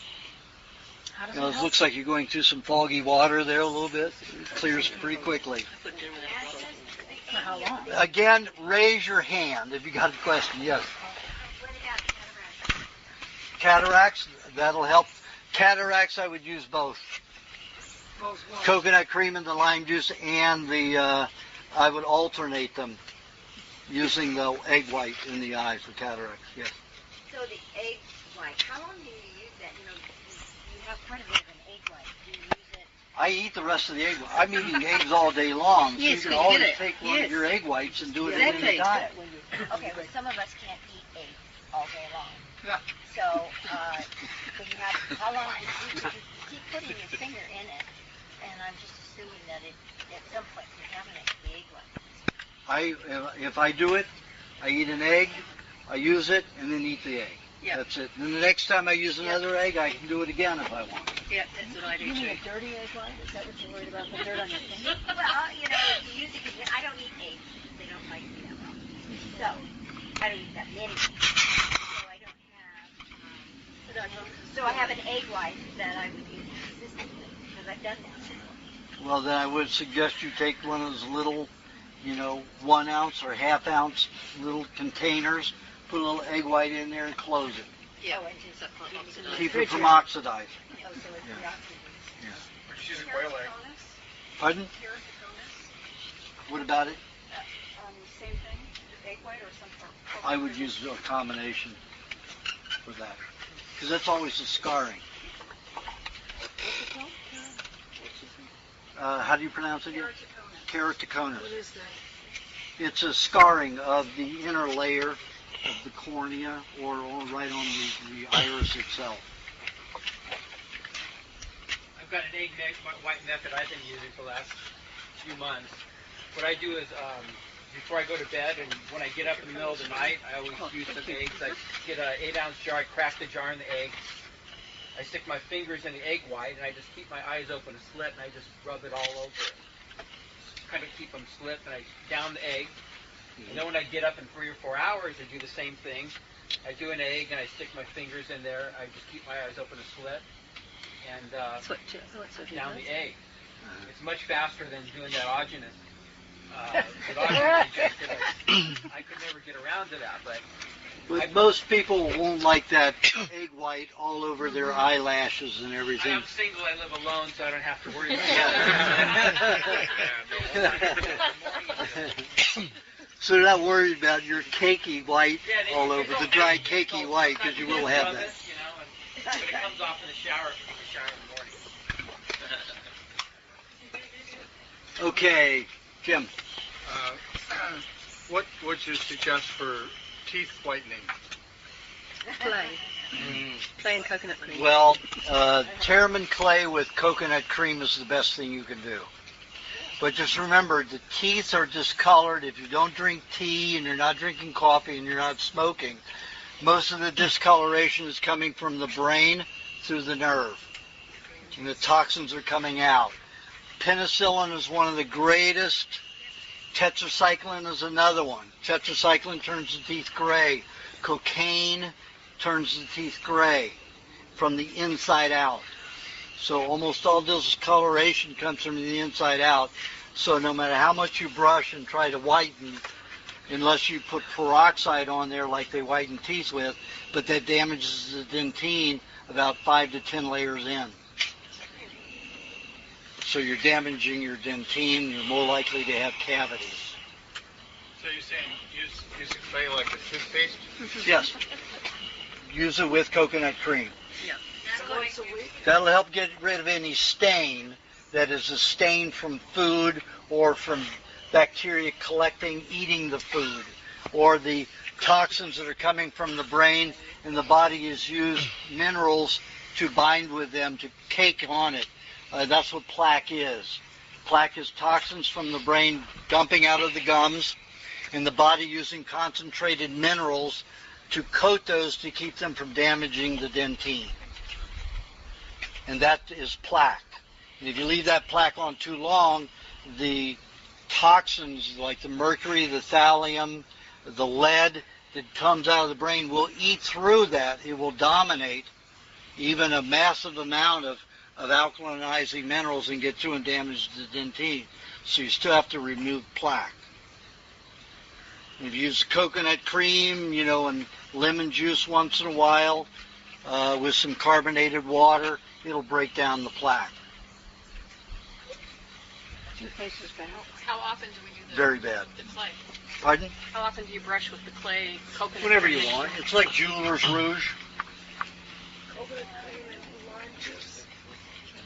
I do mean Lemon? I said lemon? Yeah. Is there anything you could do to remineralize a decalcified area that's going too far into like a hole? It's very difficult to remineralize a cavity unless you're very young. I've never seen anybody over 27 years old do it. So you have to have it filled? Because I'm getting the area right around the gingiva. Yeah. But I mean, it's happening.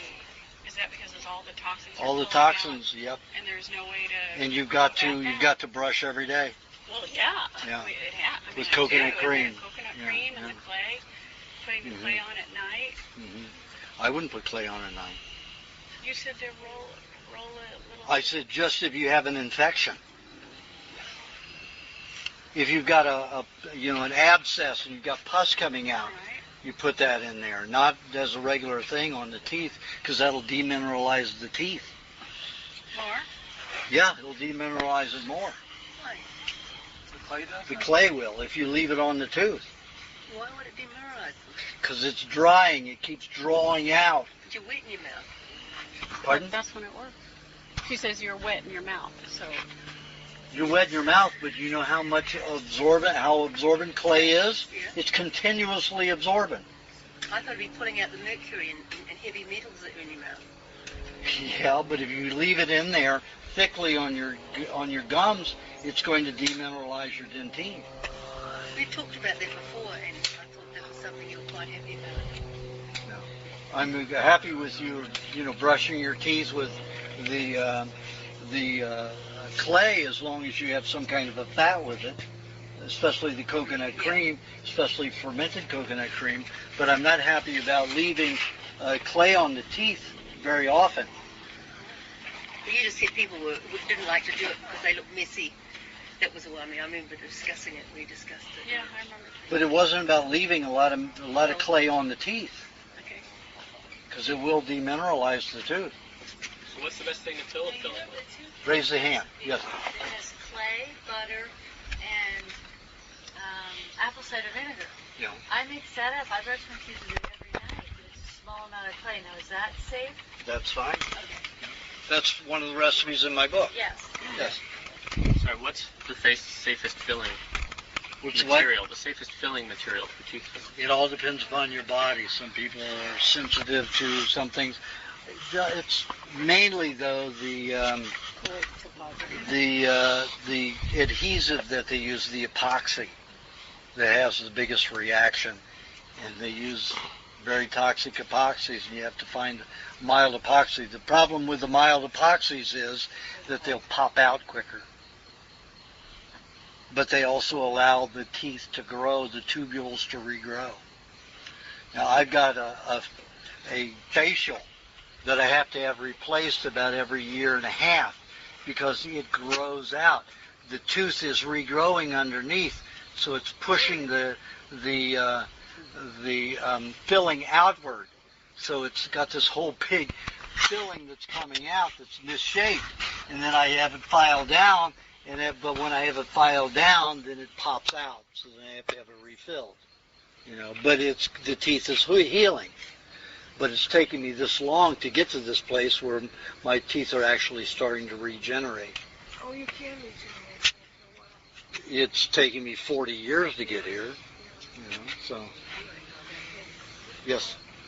This is about teeth still? Yeah. Okay. Two things: receding gums, and then the This other. is. We're getting into now the whole area of that. So, the other thing I was going to say is I had read about an olive oil cleanse for the teeth, and I wonder if you know about that, where you have a tablespoon of olive oil and you swish it around for 3 minutes and you spit it out, 2 minutes, you throw it out. That routine, do you know anything about that, or how do you feel about it? It works. It works. Any kind of fat, it just isn't olive oil, it's any fat. You swish it around in your mouth. The gums, remember, the gums are the major detoxifiers for the brain. The gum, the tongue, and the salivary glands. So you've got that oil in there. It's all in the mechanism already. When you have that fat swishing around, it's going to dump. It's like when a baby suckles the teat or a nipple on a bottle, heavy toxins come from the brain into the mouth and go down in with the milk to detoxify it. But that's a tremendous mineral loss for the baby. But yet it's protecting the baby's brain. How much oil do you put in? Yes. How much oil do you use? The holistic dentist in Peru Yeah. just told me that the whole dentistry issue is pretty much a myth. That actually the amalgams are not poisoning anyone. The amalgams, very little poisoning from amalgams.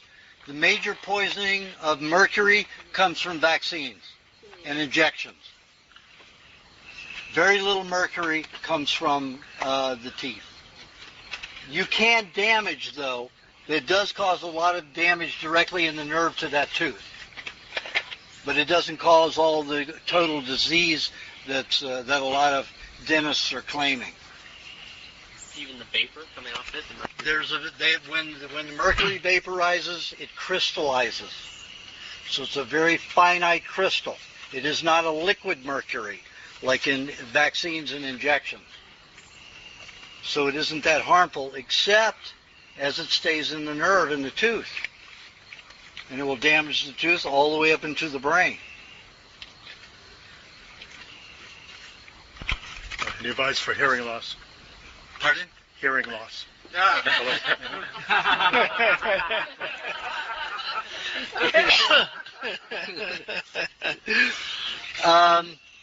Hearing loss. My father got mad at me. I was autistic, so I didn't know what the hell anything was being said anyway. And he says, I told you to listen to me. He popped both of my eardrums. So I lost 60% in hearing in one and 40% in the other. And now I've got 80% in one and 80% in the other. So it does generate, but I've never found anything to generate it fast. Unless you use a hot water bottle near your ear. When you leave it there, because the passages into that network are very finite, so there's not much circulation in there. The only way you can force more nutrients to heal the ear drum in that area is to put a hot water bottle near that area and then put a towel over your head and over that ear to generate heat for several hours a night into that area. And that will speed, as long as you're on a good diet, that will speed it. Okay, wait a minute, we're going here. Did you question yet? Yeah, no. I've been on the diet a little over a year, and I go to the doctor for the regular tests, and one of the blood tests, I've never had this problem before. I just had it redone after I saw you the last time, so I'm showing pre-diabetes with very high sugar, and I do notice that sometimes when I eat certain things, I can feel my heart rate going really fast, and of course I'm eating the dairy and the honey and all that, and I started cutting down on the honey, but I wondered if there's any other... Okay. Is that all the symptom you're having? The palpitations and... I don't know. I didn't feel right before I did it, and I was wondering because I didn't have sugar for like 20, 30 years before I went on your diet. So now I'm having sugar, and my body doesn't seem to. But that's not a diabetic reaction. The diabetic reaction is spacing out, getting very weak, getting dizzy, blacking out. I had diabetes. I know what diabetic symptoms are. So what's that like? Heart palpitation, that can come from minerals, heavy metals getting into the blood at one time. The heart does not want to let it settle, so it pumps the blood fast through there, hoping some minerals in the digestive tract will attract them out of it. So what's the pre-diabetes test that he's saying I have? That pre-diabetes will make almost 80% of the people who get their test done look diabetic or pre-diabetic. It's meant to do that, to get you thinking, oh, I'm going diabetic, maybe I should end up taking diabetic medicine, insulin later. And then, I'm not going, but I wanted to know if there's anything I should or shouldn't do with the diet. You're saying never mind. Yeah. If you're having heart palpitations like that, you drink cream. I have it if I have a juice in the morning. If I have more than 8 ounces, my heart will go like this. I'll get a little sugar reaction, but it's not a diabetic reaction. It doesn't mean I'm not utilizing my sugars. I'm utilizing too many sugars, which is the opposite of diabetes. Plus all the minerals that are pulled out. So I'll put it either an egg in my juice or a little cream in it the next day. But it only happens to be first thing in the morning, 1 out of 15 days. And if I can tell it's going to happen, I'll put my egg in it and cream in it, and then I don't even worry about it the next day. Would it help her to drop weight, though, instead of giving her pre-diabetic? Saying she's pre-diabetic, doesn't it help usually to drop weight? Diabetes. Usually to drop weight issue. Diabetes is reversed by having a proper fat. Oh, I don't say she should eat no fat. I'm just saying if her body weight in general It wouldn't have anything to do with diabetes or sugar. So just trying to understand. So the honey obviously isn't the problem when it comes to this at all. But this is the second time in a row that this test is shown that way, and I sometimes feel hyper after I drink the milkshake that I have with the banana. I can start to feel. How much honey do you put in that milkshake? Well, I think it was a teaspoon and a quarter. I think that's what I've been putting in, something like that. But I mean, it was more than that. I think you said a teaspoon or so after that. And sometimes after I drink it, and of course milk, and I'm drinking the kefir before I go to sleep. It's also with honey in it. Milk, if you've had a lot of adrenaline overreaction in your lifetime, and you start drinking milk, you're going to react like a baby, because that whole nervous system needs to relax. Eat and sleep, eat and sleep. Honey does the same thing. It is so healing so rapidly that the body just wants to use all of its energy to relax the nervous system. So that's why you go into sleepiness. It's not a diabetic reaction. Diabetic reaction is spacing out, getting dizzy, blacking out, getting very dizzy. You stand up and everything goes black, and you're trying to hold on to nothing so you don't pass out and break your head or nose or teeth. That's a diabetic reaction. Yes.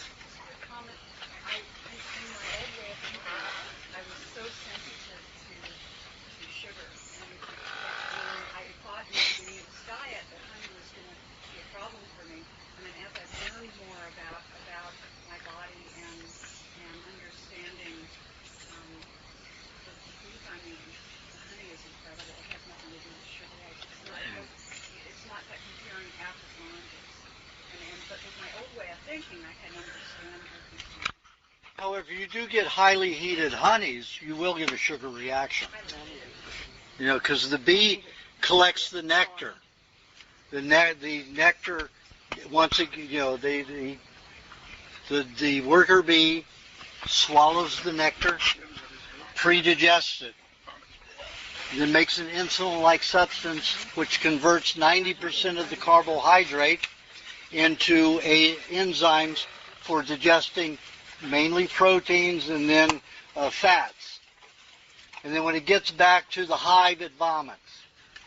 So that's what honey is. It's regurgitated, pre-digested flower nectar. So it's, as long as it isn't heated over 92.8 degrees, 93 degrees, the insulin factor that it builds, or insulin-like factor that it builds, that produces and adds to the nectar, is not destroyed until it goes up to 93 degrees. And the higher it goes, the more destruction there is and the more sugar reaction you're going to have from honey. You have a question about honey? No, it was, no. Okay. It was about demineralization. We were on that a while back ago, but you didn't pick me, so I didn't. Demineralization for Well, what? I was thinking for a vegan like David Wolf, or people that have been on a vegan diet for a very long time, can they reverse whatever damage may have occurred? Can they start to eat meat and Yes. and then reverse that damage completely? Or Well, is yeah, they take time. So they Take a can't- lot of they time. can't Absolutely, reverse it. yeah. Okay, so it's reversible. Yeah. Good. Depends upon how far they let it go before they do something about it. How do they know that things are going wrong? How would somebody like that know things are Well, starting the to go woman who came to me at 37 with that problem, her back was starting to curve over like this. Most of them start curving over like that. One man, he was 74, 75 when he started having back problems. He started eating raw meat. You know? And this was a man who was into hygiene. He was a hygienist. Only ate fruit, raw fruit, lots of fasting. All of a sudden, man, his spine started going in a flash. I know the teeth are. Do you have a question? Jim? Okay. John? Yeah, I found, I've been on the raw diet about 7 years, as you know, and going through sinus detoxifications and so on. But one thing that hasn't really been resolved is like my body, I was very active in my 20s and 30s physically. And if I don't exercise regularly, you know, my muscles just go tight. If I don't stretch, go to the gym, exercise, they just like get really tight where they pull my bones out of place. Is there any kind of dietary recommendations to address that? Just remember, like I said to him, that's a mineralization. It's a crystallizing of old cauterized minerals in the body. It takes 40 years to get all those out of the system. You know, the bones are the last things, and it takes 5 generations of bones to do that. It's almost 40 years. So when you, every day you're cleaning some of those out. And if they get stuck in the muscles, you're going to get stiff. So what are you supposed to do to get back? It can just gradually go?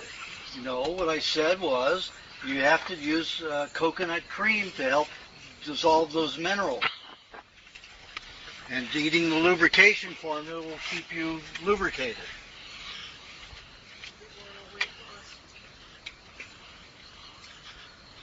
What amounts of coconut cream would you recommend then? Because I don't really eat very much of that. For you, I would recommend 6 ounces a day. Okay. You're 6'3", right? 6'4", yeah. Yeah. Okay. I mean, you could have more. You could probably have up to 8 ounces a day. Wow. Okay, thank you. Yeah. I've been doing raw eggs every half an hour the last 4 weeks. And since then I've been 100%. But I'm not doing as much butter and cream since I've been doing this way. And I want to do a lot of butter, especially butter. Where do I fit that in there? I mean, I do the mustard at nighttime, but during the day when I'm doing all this eggs, how can I have cream and butter with it? Are you doing it just to lose the weight, all the eggs, and to bring your digestion up to par? Well, I couldn't get into. I was always hungry, and I couldn't afford the meat all the time. So I thought this way I could do it by having egg every half an hour, so I can. And since then, I have no desire to eat any cooked food or junk food. but I want to have the butter and cream with it. And how would I do it? Well, I would just make the lubrication formula. That's always the way you'll digest it quickest and best. Just any time I can have it. Now, what you do is like have a tablespoon after each egg, maybe 10 minutes after each egg of the lubrication formula. And that way you'll space it out. You'll be clean all the way. Do you have a question? Yes. I find raw fish plain without marinating it, lemon and lime juice. But I'm concerned with the teeth. So I've tried vinegar and I don't like the taste. Right. I guess maybe pineapple, and that's the only thing I can think of. Have you tried the sauces? There are so many sauces in the recipe book. Just a taste of it makes it easy to eat fish, even if it isn't marinated. But marinating a little bit in lemon is fine. I wouldn't do it in lime all the time. Lime is antibacterial. Lemon juice is fermentation. Helps ferment and break down the fish. So, and if you're going to do that, you just might rinse it off if you want. Get the excess lemon off. Squeeze it out. Is it bothering your teeth? Or you notice a difference? Yeah. Well, you're just so thin. You have no extra fat. So. Why would it bother his teeth? Why would it affect the lemon? Well, the lemon has a tendency to attach itself to minerals, a lot of minerals. So, and also it searches for fat. The more fat it pulls, the more minerals go with the fat. Orange. The reverse of that is if you have too much cream, you can demineralize the system because the cream will start pulling minerals out of the body. Butter doesn't do that for some reason. The cream will. Excessive cream. But the lemon and butter in the lube formula is fine in terms of pulling. Yeah, that's fine. Won't do it. Yeah. No, you can put too much lemon in, absolutely, and you'll have the same thing happen. But, I have that limit in there. But what I put in the book is the absolute maximum. You can always reduce it if you have a lemon problem. I have a question. So my suggestion for you would be put on more weight, and try to use less lemon. Try to use some of the other sauces. Because there are a lot of good sauces in there that you could use to eat the fish raw without marinating lemon. Isn't honey and butter a really good dessert whipped together? It's a really delicious dessert. Just It's honey good. and butter. Yeah, It's really pretty good. delicious Yeah. dessert. It's not. There's no protein in it, so No, but if you that's want a to try to problem. have butter. Yeah. Aajonus. Hold on. Just something about that? Yes. What? So, okay, I marinate my fish in lime juice. But I've told you many times, lime is an antibacterial. So don't do it. Lemon is the thing to marinate. Once in a while, you can do lime juice, Okay. but mainly lemon juice for marination. See, I get everything in lime juice, and she uses it. Yeah. So does lemon or lime juice ruin the teeth? Well, neither will ruin the teeth unless you're eating them too much and you don't have enough fat. Okay. Okay. I have the beef. Okay. Something about that? Yes. I have found, but I want to ask you this, that by adding half orange to half lemon, it doesn't whiten the meat. And so that either chicken Doesn't or... what the meat? Whiten the meat Right. as much with a chicken or fish. Uh-huh. And so I can leave it there longer and it doesn't go all that quite horrible, Right. as if it's been broken down.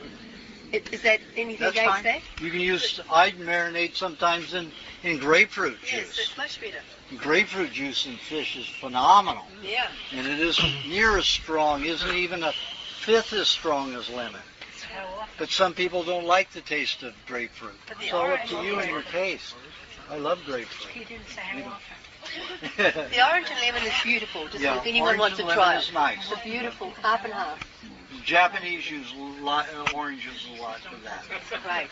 Roger, did you have a question? Yes, you were told me some time ago to put cream, butter, and coconut cream on the fish and the meat.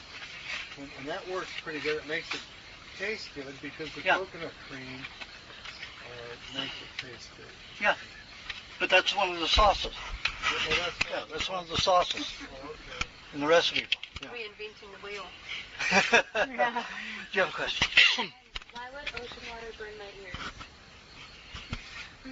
Well, that means you don't have good wax to seal, and the salt water is getting in there, demineralizing your skin. What you're going to have to do is put a little coconut oil in your ear, or drip a little warm coconut cream in your ear before you go in, and that'll coat it. Also, draw your body, or force your body to make more wax to seal it. Okay. Do you have a question? Yeah, I do. I bought your book 6 months ago, so I'm due to Which read one? The Primal Diet. Uh-huh. I'm due to read it. You said read it every 6 months, but it had a. What's that for me? Quick. For later, yes. What is it? What is it? Is that all? Back. Whipped cream and berries. Who brought that? Whose machine clicked? This one. Came late. This one did too. Go ahead. Hey, Joe. The book had a very big effect on me, specifically. I ended up releasing it. I'm gonna get some.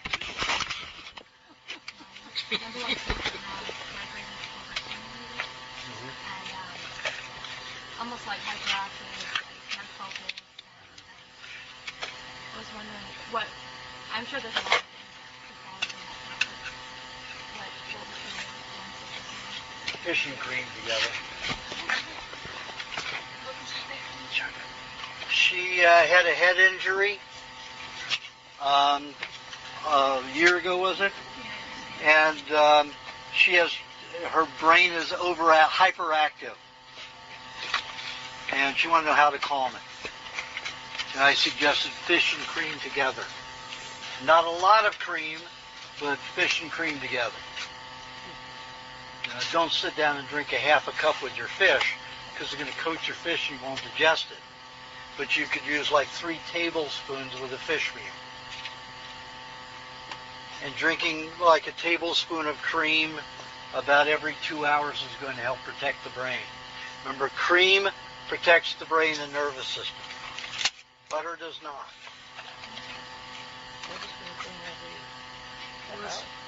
No. What did you say?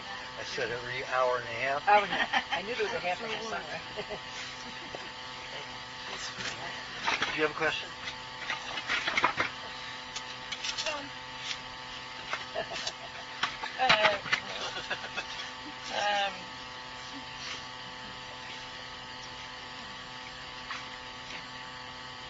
Should I come back to you? Yeah, fine. Catherine, do you have a question? Yeah, I'm trying to think now. Yeah, about the corn on your feet. Now, the book says. I don't have any corn on my feet. I mean, anybody that does, it's in the book. It's in the book. It says that you should use papaya. Well, right now they have the orange papaya, which is with a lot of seeds in it, the black seeds. Of course, we take out the seeds. We're not going to coat our foot with that. It says about once a week. Now, also, I soak my feet in that soap. Do I need to keep doing that every week? Putting it on the oil, it's olive oil and papaya. Now, are you talking about a corn, or are you talking about a wart, or what are you talking about? The corn in your foot. Okay. And then I also last week I wasn't a manicurist. I didn't know I was not supposed to put my feet in soapy water because I had lime on it instead of putting coconut cream on it. So I want to know. What's your question? Well, I want to know, do I put it on both feet, papaya and olive oil? Because olive oil will help. Do you have corn on both feet? No, just this one.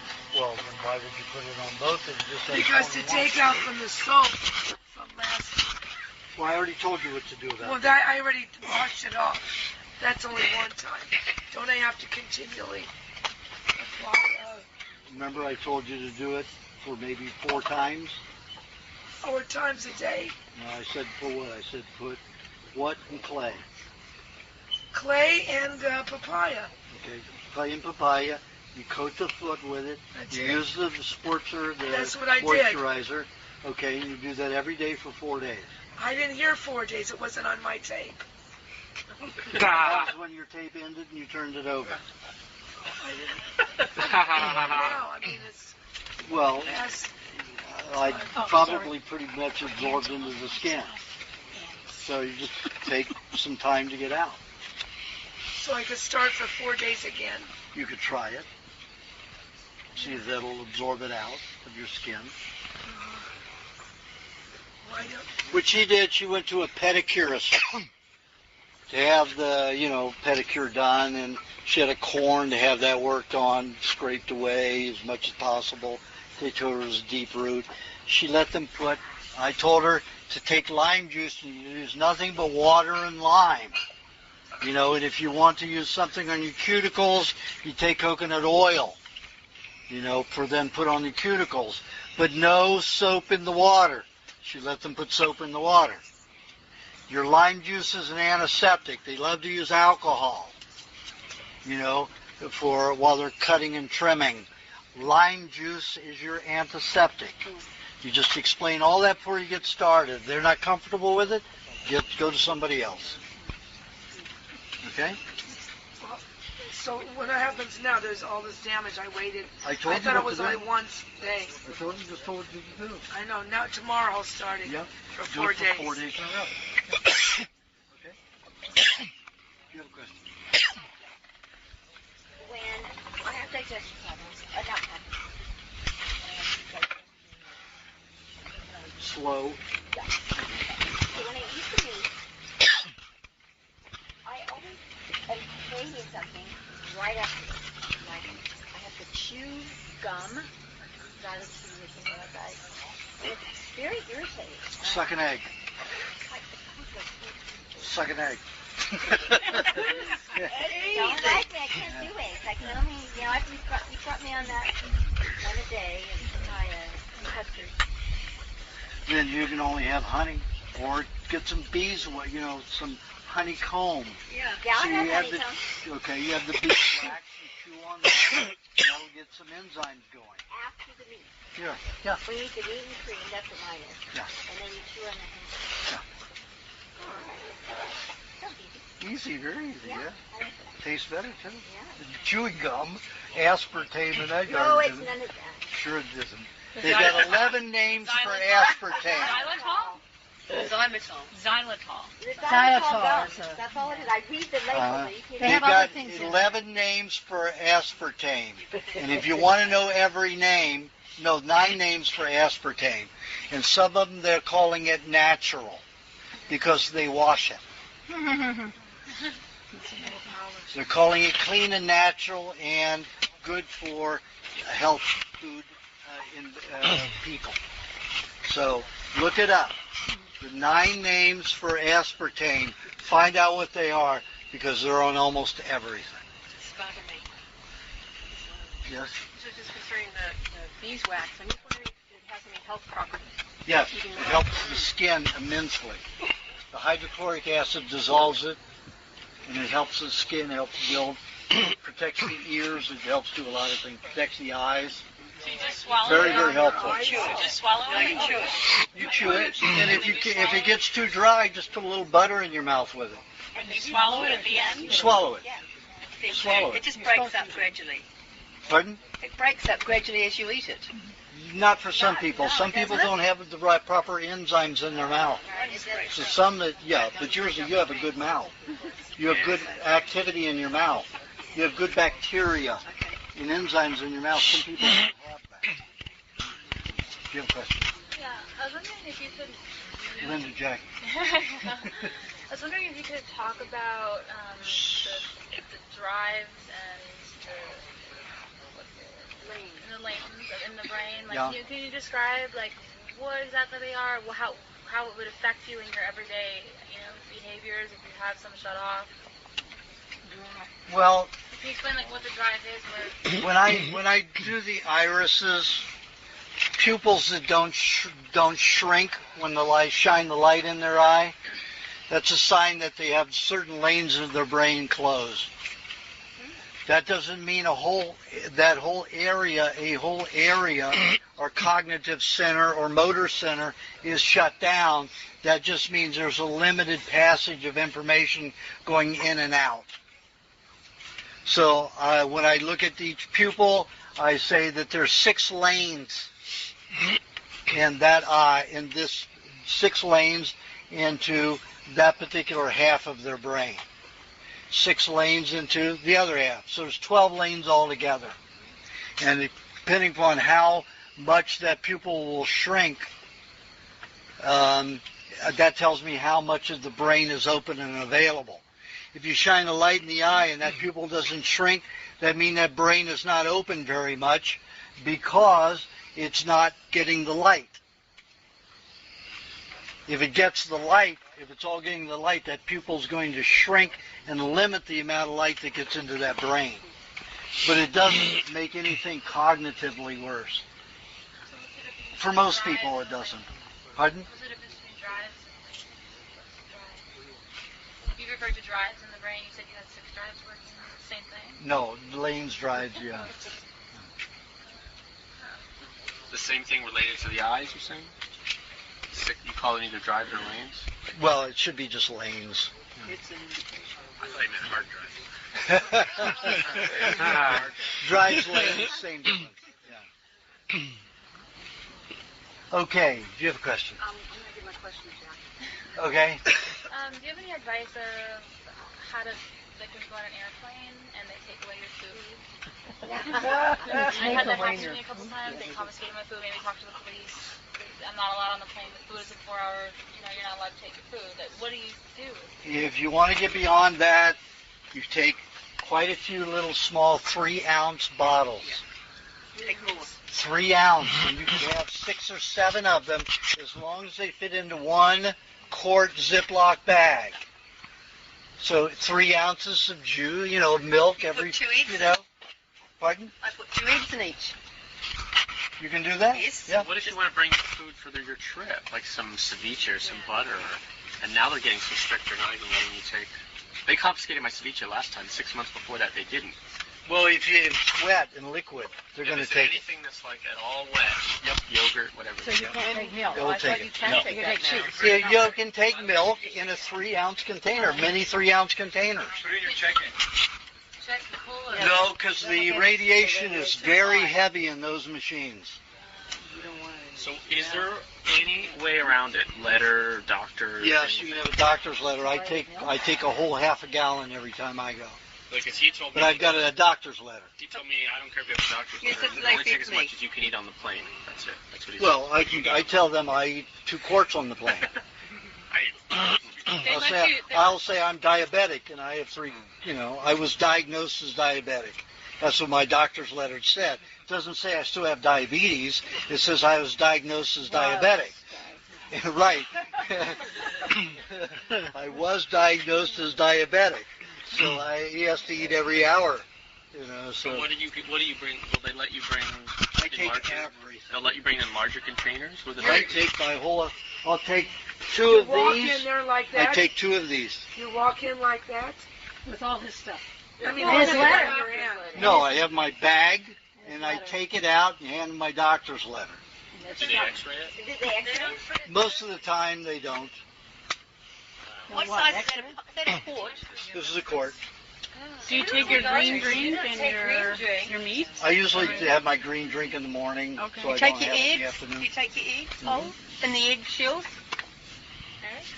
They say, are these hard-boiled? And I said, they're as hard as I want them.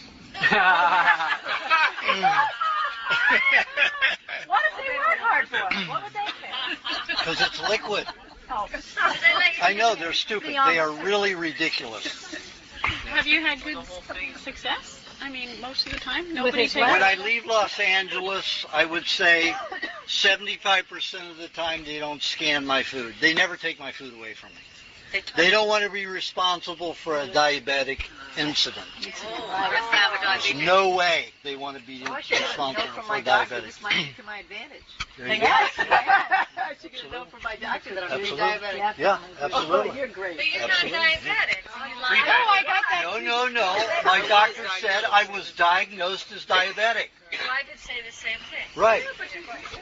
Were you taking insulin at some time? Were you diabetic? Were you diagnosed as diabetic? Okay, I was. I took insulin from 15 and a half to 20. Years? No, I'm not anymore. So what for people that aren't, like, never been diabetic? Is there another solution? Little small bottles. No other. That's it. Go without That's food. it. They told me that when I was there last time, I said, if I bring, I've got real problems, if I bring a note from the doctor, will that help? He said, no way. He said, I don't care what you bring, you're not taking it. Yeah. Don't, these are lackeys. You get a superior supervisor. Screaming, yeah. What's that? Airports, and I'm in little airports going to Buffalo and then going here. And I bring what I need, and I've had it all taken from me. And I've asked for supervisors, and I've said I'm diabetic. I mean, You have to take a letter. Do you have the letter? I haven't tried it, but after all this happening, I'm afraid that the letter won't mean anything. It works for everybody I know who takes a letter. Okay, so let's just say that we can't take anything on the plane. Any suggestions to help us get through a long plane flight? You can take the 3 ounce. Get real food. You can take your 3 ounce bottles. Yeah, and I take eggs, and I take butter, and I take lubrication. No, they don't. They cannot. They allow you to have, as long as what you have fits in a Ziploc quart bottle, you can take as many as you want. Yes. But you can't have it non-X-rayed, though. No, you'll have to have it X-rayed. But when you put it through the X-ray, you let everything go through, everything behind it. You wait until your food has gone through. You hold up the line. Because if they've got a bag in front that they're going to sit and look at for 2 minutes and decide whether they're going to inspect it, and your food's right behind it, it's going to get bombarded. So you let that pass through. And if he's sitting and waiting, you know that that's the last one, then you put your food on there. When he starts it up again, your food's going to go through, and they'll just pass through because there won't be any metal. I always thought it was nuts for It was what? I always thought it was nuts for doing that. No, that's what I do. And then after I know that he's okayed it, nothing goes on my next luggage doesn't go on that belt until I know he's okayed it and it's passing through and the belt's moving. But there's metal on the controller. One important thing, I've done all my green juicing, and I packed and I put it in my big suitcase that I checked, and put it in coolers and packed it well. And randomly they choose maybe every fourth one to unzip and look at, which mine has been that, and they've even found all my greens. I've checked a lot of food and gotten it through. It's on the plane. But then you've got high radiation. It's higher there than it is in the... Oh, it's extremely high. They don't have to worry about human exposure. Yeah, very high. It's in the cargo. I found a way to get around there. What's that? Okay, I have a cooler that I make, and I can check it in as luggage. And I tell them it says food. I don't want you X-ray it. We can open it up and inspect it now if you let it go. But you have to do that when you come into the airport. Yes, you have to do that, and you have to do that at the desk. At the desk, right. At the desk. But they will allow you to go through. That's what I do when I go to China, when I'm taking 30 pounds of butter and all kinds of other things with me. You take a cooler, is that what you said? Yeah, I take a cooler. Oh, okay. And then I go to the desk and I say, I need you to hand check this and pass it through. You mean right when you check in? As long as they don't send it through the X-ray. So the radiation's not in the plane where the luggage compartment is. It's the X-ray, like big, huge machine they have. I mean, it puts out like 50 X-rays worth in one shot as your luggage passes through. So if you've got any food in that, it's highly radioactively charged. Your minerals in it. So that's not good. Do you have a question? There was a lady in front of you? Did you have a question? No, I didn't. Okay. Right. A small part of the team comes in from Tokyo. We treat physicians who have... Can't hear you. Can't hear you. I'm a part of a small team. The main team comes in from Tokyo. We treat mostly physicians who have less than 8 or 9 days to live. They've already had chemo, they've had radiation, they've had surgery. They usually need to be carried in. And so I have to go through this young lady mentioned every time with the airport, and I do ask for the supervisor. If he hassles me, I take heavy weight aluminum foil and wrap it and do exactly what you say. Clear the deck, let it run through, and it seems to work each time. And it may hassle them, but what seems to do the most is when the line backs up, they don't like the pressure from the line, so they usually say, okay, let's go. Well, it depends upon some personalities and some people can get it through easily. Yeah, always ask for a supervisor. Because the lackeys are told, definitely, and these are lackeys, they have no brains. It does not, if you have a brain, you're not in TSA. It seems to be a rule. I don't know why. So, you have to get a supervisor to get any, but most of them will tell you no unless you have a letter. So your safe way is just little 3-ounce bottles. If you want to take your liquid, they're just going to think it's shampoo. Are they plastic or not plastic? I get glass. Glass is nice if you can get glass. Yeah. But there is metal in the top. That's fine. No, but plastic all right? Well, it's okay for a short trip. Yeah, but the metal in the top that doesn't show up there. Well, it doesn't show up as something alarming. Question. Just a minute. Okay, I got everybody over there. Yes. We didn't. No, you didn't. Back here. One more question. David, you asked a question. No, I didn't. Did I? Yes. He did. Yes, you did. He paid extra. He wants to get another one. He paid more. My wife has colitis. Uh-huh. We came to see her, but she hasn't been following. We just came back from a trip for 2 weeks, and she was bleeding quite a bit. Is there anything that, She needs cabbage juice, a cup one day, half a cup of cabbage juice for about 4 or 5 days after that. Just a half a cup a day. Cup first day, another 5 days, the half a cup, 4 or 5 days. And she needs lots of eggs, just doing lots of eggs. And then do the diet that I gave her back then. Okay? Fibromyalgia. Uh-huh. What? I don't like her at all. I won't date her. Fibromyalgia is when you have aching everywhere in the body. That's because toxins are storing in the nerves, in the muscles, in the tendons, everywhere. To relieve that, the best thing to do is just suck eggs and have little bits of milk at a time, like a half a cup. So have an egg 1 hour, the next hour have a half a cup of milk, skip 2 hours, an egg, next hour half a cup of milk, and just keep doing that for a couple of weeks to help relieve it. You can also have a little honey and that milk. If you're eating kefir, it's even better. I find that milk really adds weight, though. Boy, does that weight just flies on with You're the drinking too much and you're drinking it cold still or not? I rest my case. You're hesitating. I know. Because you're drinking it cold. During the day cold, but at night, it gets warm. I don't care. At night it's warm. Okay. It doesn't matter. You're putting on the weight when it's cold. Oh, is that right? Yeah. Just remember, when the milk is cold, goes into the stomach, contracts the stomach.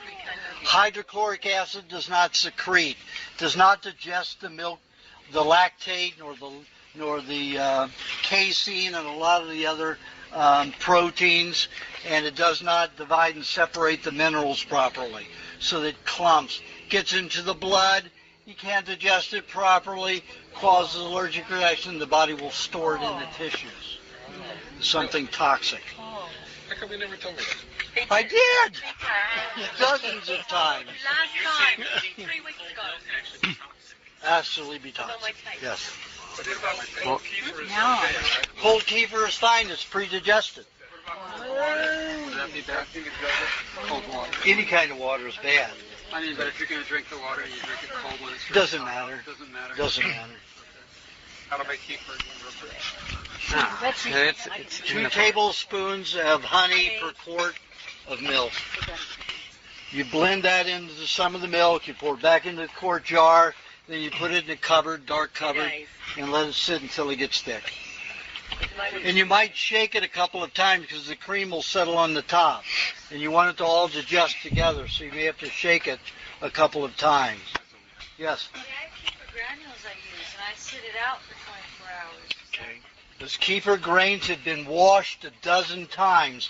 They are nothing natural anymore. They're an entity amongst themselves. And they will interfere with your own bacterial environment in your intestines.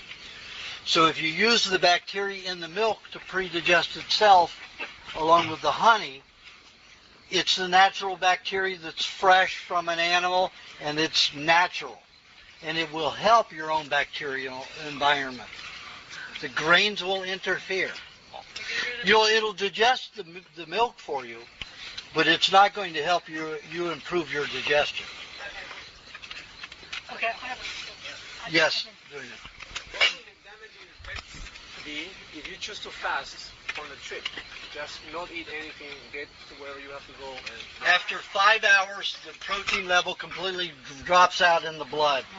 Red blood cells start eating each other. For every hour beyond the 5 hours, you lose at least a tablespoon of red blood cells. If you sleep 8 hours at night, you're going to wake up with about 4 or 5 tablespoons of blood deficient. Why do you think people go for caffeine in the morning? Because they are anemic. They wake up with anemia. They're addicted. So don't go 5 hours without eating. The relationship between the caffeine and the anemia, I don't get. Does that help? Caffeine gives them a charge, a false charge. Stimulates and excites the adrenals. So the adrenal gives them the charge, but they're still anemic. Are you to say you're against fasting? Yes. It's in the book. Yes. My question has to do with the exercise. Will exercise on your diet, I know how you feel, will exercise on your diet keep somebody in shape? Because you said that you don't exercise, so I'm not exercising as much as I usually do. Well, I'm not saying that you're not supposed to exercise. Is that better for my weight to exercise? Yes, if you want to help your weight and get firmer, exercise. Okay, But I used to. I look at activity rings in the eyes. That tells me how much hormones you were made to produce every day for how much physical activity. For each activity ring, it's an hour. That doesn't mean an hour of exercise. It means an hour of activity. So I don't remember what you had, what I told you. How many? You had 6. So you're supposed to be busy 6 hours a day. So you could be exercising 2 hours a day if you want. Plus your irregular activity.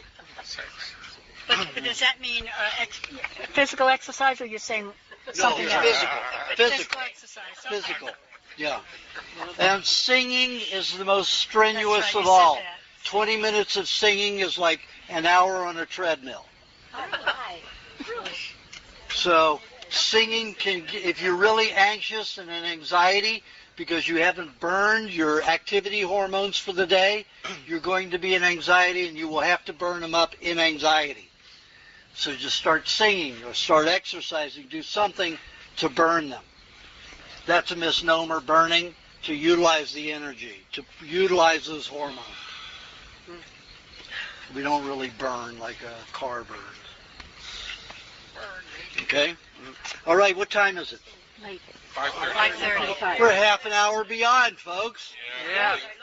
What's your question? You didn't ask me. You just mentioned something about going 5 hours. 5 hours without eating. So you sleep 8, so then you're already anemic to those degrees. So what? I mean, because I You eat wake right during the before- night. Why I eat right before I go to bed, but then You set your alarm for 3 hours and then you sleep 5 hours. Or you set your alarm for 5 hours and get up and sleep 3 hours. Some people, if they're hyperactive, they wake after 5 hours and drink a half a cup of milk or suck an egg for the protein. They can't go back to sleep. So they set their alarm for 3 hours. Then they eat and they get to sleep 5 hours. because a lot of times I will wake up and I'll just eat just for the fun of it. Yeah. Perfect. That's what you should be doing. Yep. It was So I can ask a question now? Yes. Okay. Last time I saw you had mentioned about because of the vaginosis thing. I had noticed because it's kind of embarrassing to say, but I'm going to say it anyway because I help women. Since I work a lot and I sit, I know, of course, it's past, when women tend to get it up into the vaginal area, the wind. So how do I prevent that from happening? Because then it goes into the vagina, and then it causes problems. Well, you just have to wear a pad. Something to block it if you're that sensitive. Or is it something I could put inside the vagina? If you're asking for trouble.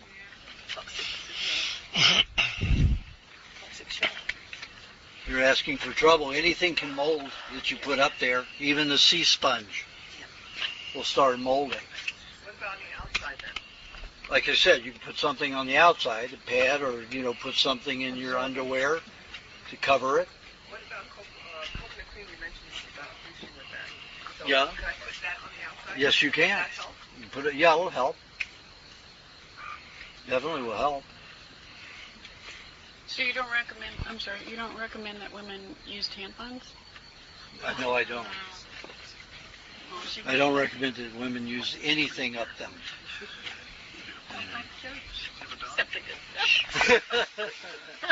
Well, I mean, you could put, to collect the blood, I don't think that's a good idea.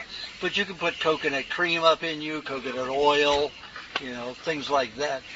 I wouldn't use olive oil up in there because that can be a little too acidic and prevent the mucus from forming as easily. So as a lubricant, I use coconut cream. And boy, does that work really well. What about coconut oil? Coconut oil, it takes some of the sensitivity away because it's too heavy. So if you want that fine sensitivity feeling, use the coconut cream. Coconut oil will work. Sometimes it gets a little too hot. You might come too quickly with the coconut oil. So, premature ejaculation. Pardon? Coconut cream it is. Yes. Right. Jim? So what can we do to back you up in this trying to get raw milk acceptance in the U.S.? Well, Ron Paul, Dr. M.D. Ron Paul is championing. Shut up. Is championing the bill for raw milk to make it legal on a federal level. When I put the email out there to go after your Congress people, your Senate, it'll be the House because he's in the House. When it goes through, you have to get online, get everybody you know to get after your congressperson, your House of Representatives, to vote yes on it. And also you can send donations to Right to Choose Healthy Food because I have to spend now $15,000 a year for a service. So all you have to do is click on and go, and that will send your fax. All you have to do is click, and it will send your fax. That was good. Good. Okay? So you don't have to go through the process making up the letter and faxing it yourself. Just click, and that company will fax it for you. Very expensive, though. Can I make an announcement? Just a minute. Yeah. Whole Foods is getting rid of Rocky chicken and they're replacing it with Mary's chicken. They have always. Taking a look at the difference. And does Mary's meet your approval? I haven't checked Mary's. I have. They changed They it. use soy. Yeah. How much? Well, she seemed to think about average what everybody else is using. Well, Rocky uses soy too. Rocky uses 25%.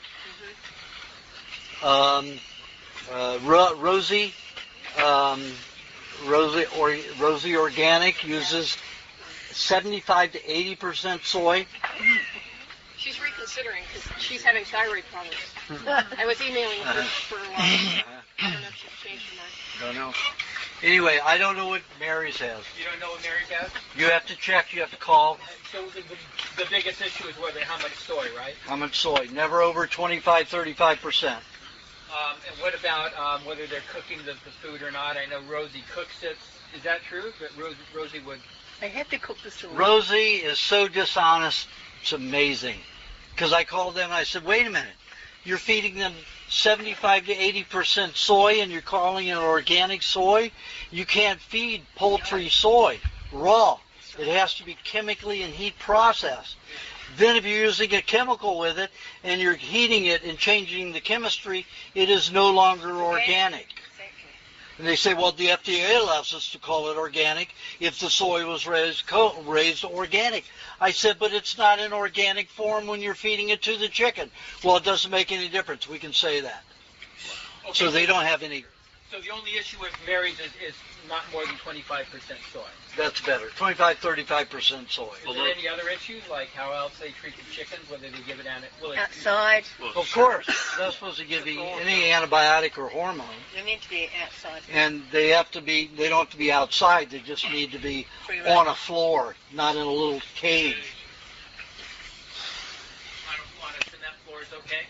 Yep, that's okay. Not the best, but that's still okay. What about when they clip the beaks? Does that matter at all to you when they're chickens? Most of them are going to do that in those big ranches anyway. Because they don't feed them good protein. Now at Amos Miller's ranch and all my Amish farmers' ranch, when I was in D.C., I spent the day at Amos's ranch. These chickens, they have slaughtered an animal, and they take all of the remains out there, not the guts. They give that to the pigs and and chickens. They'll take guts out there for the chickens, and they slop it out there for those chickens. Those chickens never peck each other. Because they get all of the meat that they want. They never get. They're happy. They're like happy ducks. They will follow you. They're happy. They're nice. They're not frantic, protein deficient, crazy creatures. They feed them meat? They feed them meat. They're raw meat scraps after butchering. They're so tiny, though. I mean, when I bought it here at Rawson, they're so tiny, his chickens. Well, just the ones he slaughters. He likes his older ones for laying eggs. So there's no meat on them. Well, it's little meat, yeah, very little. Whose chickens are these? Amos Miller. Yeah, but Amos doesn't know how to get his eggs out here. He's having problems. He wants to find a way to get his eggs out here. $5 a Use friends' eggs. Did you mention whether you are doing anything? I don't have any more time, folks. It's just too late. No, it's a thank you. Wait a minute. She didn't get a question asked, so it's... Oh. Okay. I got a hairline crack in my finger. Uh-huh. And I just wondered if you have anything to say about that. She has some hairline cracks in her finger, or one hairline crack in the finger. That means that she's not getting fats to that area on the inside, or there's something toxic drying up all the fats. So it's causing cracking like it does in a lot of people's feet. No, when I fell. I mean, I had an injury, right? Uh-huh. Oh, okay. So it's the same difference. You use the lubrication formula or the moisturizing formula, and you can put little lime juice on the crack, and then coconut cream on top of that, and then honey on top of that, and you can put a Band-Aid on. But, a gauze Band-Aid, not a regular plastic Band-Aid.